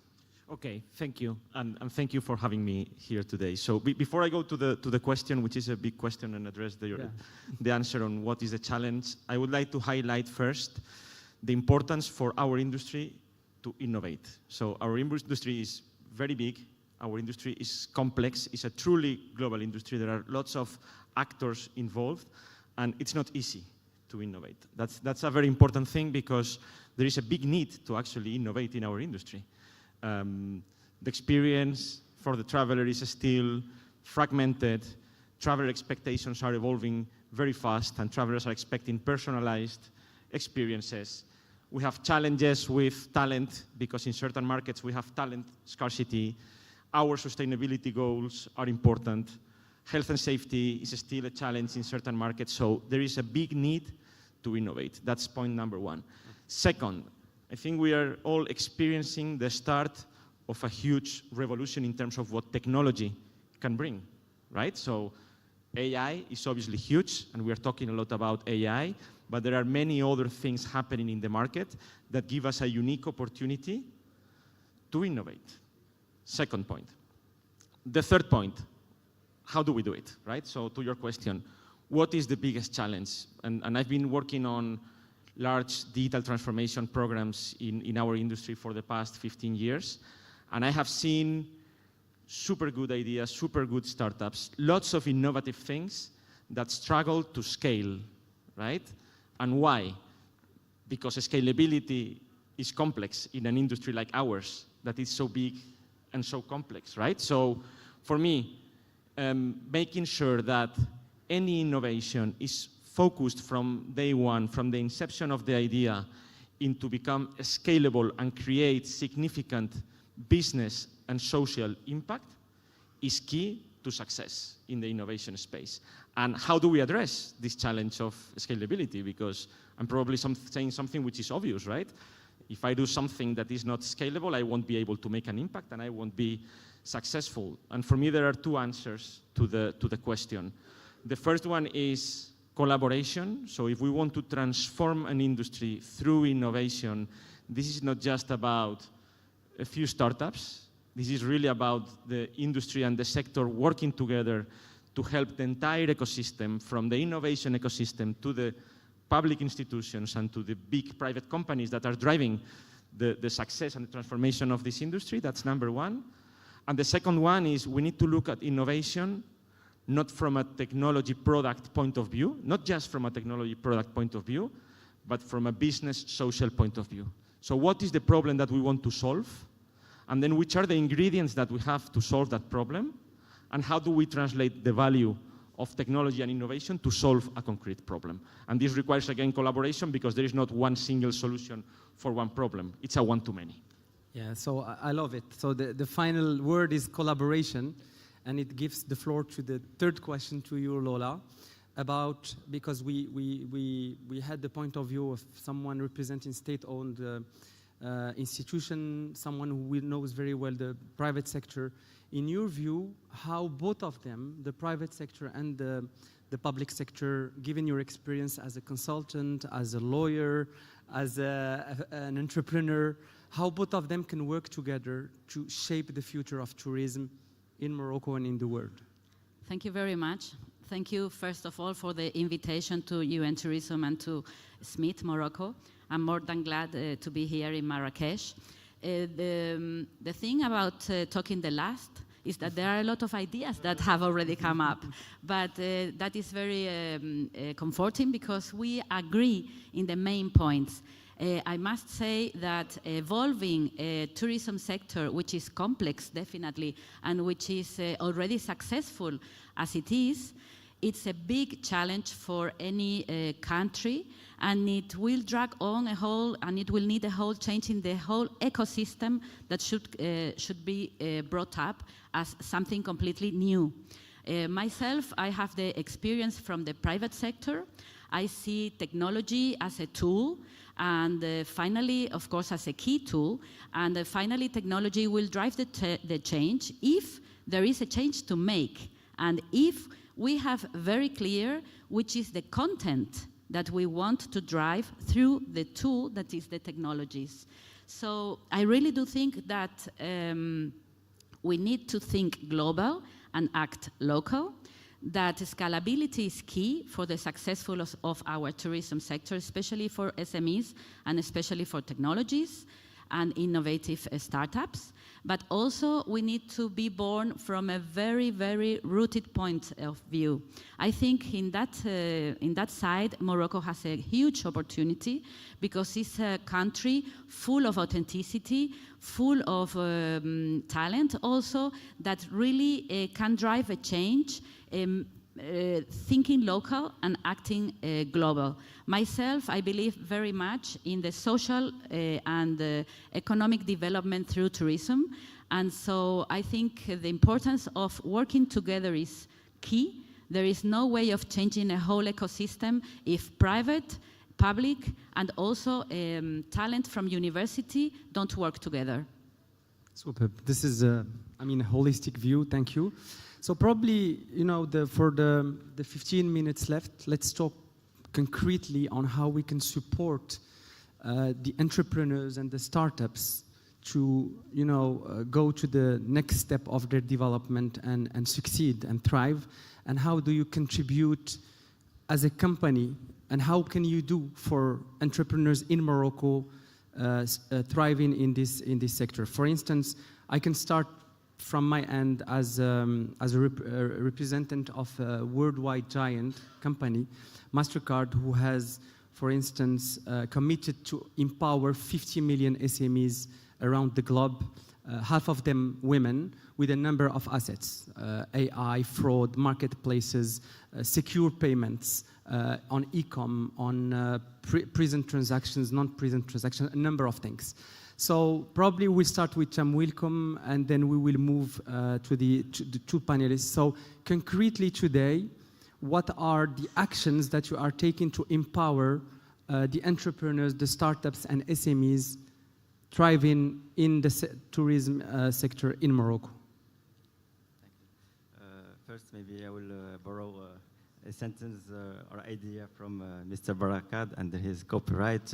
No matter if you invest 1 dirham or 1 billion dirham, you are always important to structure the ecosystem. And we see the evolution in the tourism sector worldwide. We heard about the Airbnbs, the Booking, the Ubers, and so on. So it's not because they own a lot of assets that they are successful, but it's because of their innovation, their disruptive way of doing business, and providing a value proposition that suits the needs of the customer. So this is an important idea to keep in mind. And you know, the startups holds a real special place in Wilcom's strategy. We know that when it comes to technology and startups, it's really difficult to treat them as same as the other global SMEs or corporates. So this is why you need really tailor-made instruments and financial solutions. For tourism, and there is some things that we are working on with the Ministry of Tourism, so to provide dedicated solution starting from the ideation. So for example, we have a lot of project holders in the universities or in other environments that have a lot of ideas, but they need this non-financial support to go through this ideation to other further steps in the life cycle of the startups. Then you go to the incubation, and then we provide through our initiative F2Z some grants to help the startups prototype and have more concrete projects on their ideas. Then they go to pre-acceleration, and then I would say they are starting working on the real world, on the real business to have their first revenues, and then we provide some soft loans for these startups to help them go to market and make this market fit that will allow them to scale the business. We also structured some VC funds in a private-public partnership, so that we allow the startups that are enough mature in their fundraising campaign to have access to some VC fund.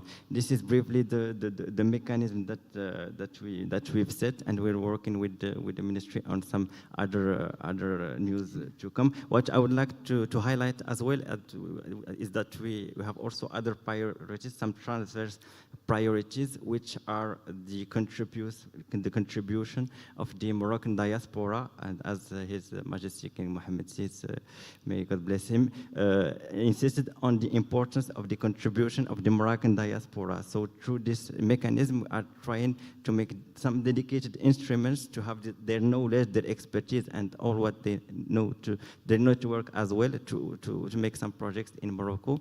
The second target is the women entrepreneurship. We would like to get higher a bit the contribution of the women entrepreneurship in SMEs, but also in startups, and we know there is a lot of potential to explore in that way.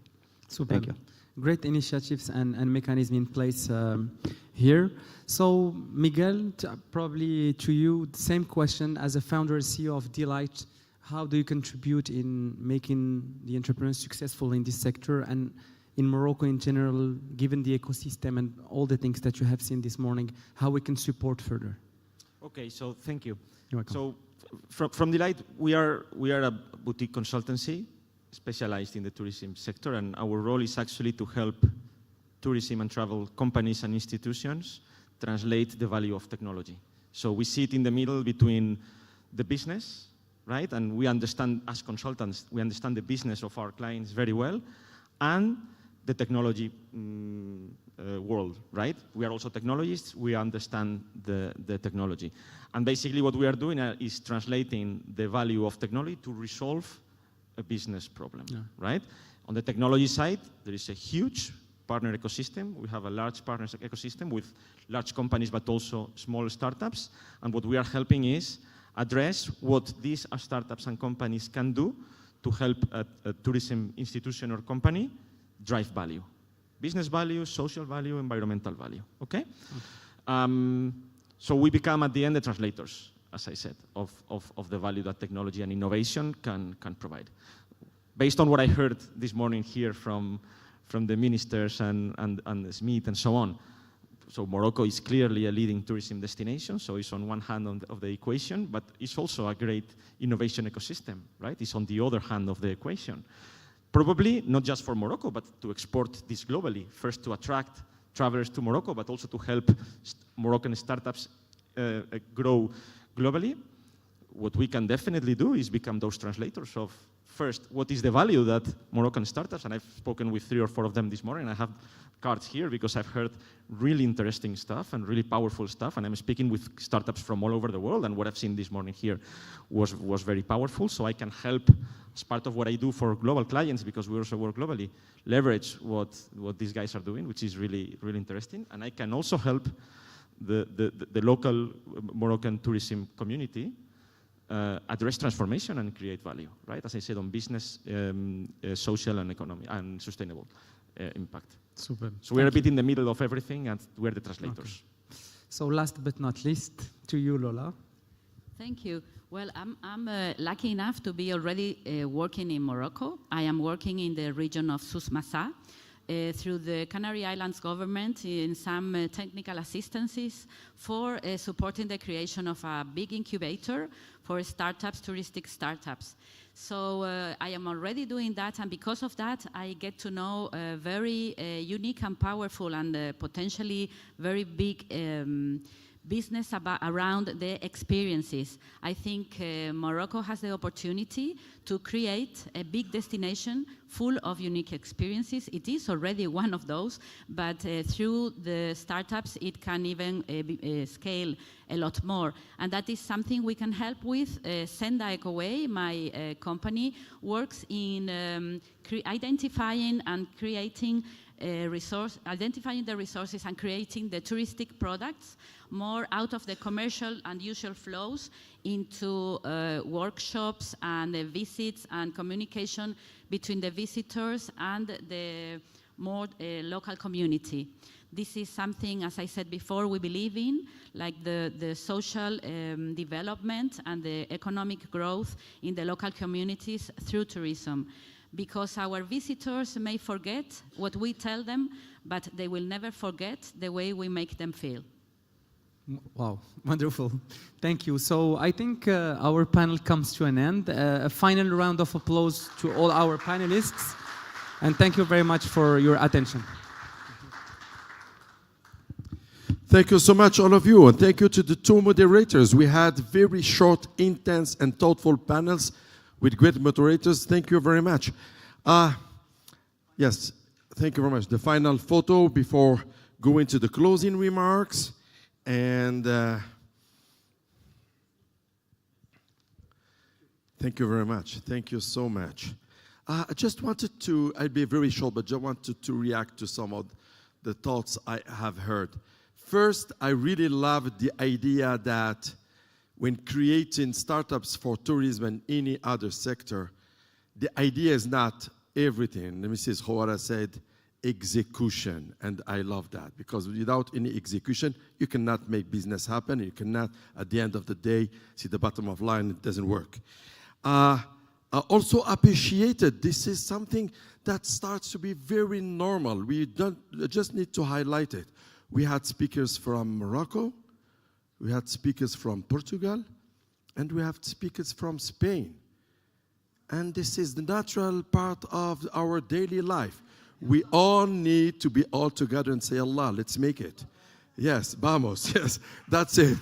And that's wonderful. This something very normal, very natural. It goes like this, and It's not by coincidence. This is the geography. You know, Hercules in the mythology tried to separate the two continents, but we are so friends and we work hand in hand. And I love seeing Portuguese and Spanish in my country, and I love at the same time visiting their countries and build things together. And we have so many things to do all together for the future. I really also appreciate a lot and wanted to highlight that we still have the two ministers are in the room for the whole morning till now with the UN Tourist Secretary General. Thank you, Madam, thank you, gentlemen, for being here. And I'm used to see politicians. I'm used to see these personalities. But resistant as you are, it's amazing. Thank you very much. And the other thing I want to highlight, we have been talking about tourism, we have been talking about investment. Starting convergence is just sitting side beside each other, and this is the start of convergence. I love how this government works, and I love the way you do things. Mrs. Amor, we are waiting for the next steps, and you can count on us. We are all going to work hard to make things happen.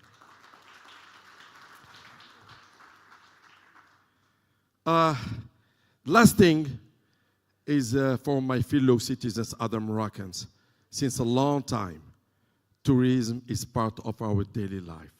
Let's keep the Moroccan spirit of hospitality and give them great experiences today and future innovative experience in the future. Ladies and gentlemen, please, for this closing remarks session, we're going to have on the stage Natalia Bayona, Executive Director from UN Tourism. Natalia, come back, please. The floor is yours. You'll not be the last one because we're going to have the chairman of the Tourism National Confederation after you. Masters of Ceremony, after your words, we are more than committed to work together with Morocco. So on behalf of the UN Tourism team, thank you to all the investors we have shared today. 3 visions: the vision of the government and why tourism is key for the government, the vision of innovation, of the entrepreneurs, of the investors, and of course, the vision of the academic sector. And I have to say that unanimously, Morocco is one of the key examples in Africa and in the world when it comes to investments, innovation, education. Morocco is leading the way, and this is the first journey to scale up this innovation side. So the next steps from the technical approach, we just signed an agreement with SMIT and with the ministry. We will create more startup competitions. We will create more acceleration programs. We will create more education programs based on digital skills. And the second part is a big surprise that Secretary General and Minister Fatim, you will give to the world, so I keep that secret, but it's a good moment to invest, and our feet of UN Tourism will be here soon to promote investments, innovation, and education. So thank you again. Thank you so much. Thank you very much. We have heard that we are the first incoming country in Africa, and that makes us happy, obviously. But it's a big responsibility. We have to keep at the head of the podium, so we have to work hard for that. I just wanted to say, I don't know if Magdi Amin is still here. Yes, I really loved how, thank you, sir, bringing all your expertise and experience. I loved in your thoughts the fact that we have to be very local. And being all that sigma of locals create a lot of wealth. We have seen some of the startups, and you were inspiring by saying we are ready to invest. Investing in local is having local impact on sustainable, educated, and innovative things in Africa. Ladies and gentlemen, the last but not the least, I was mentioning that when we were starting this conference that the private and public sectors have been working together hand in hand since decades. We are going to have the last words on the stage, the chairman of the Tourism National Confederation, Hamid Ben Tar.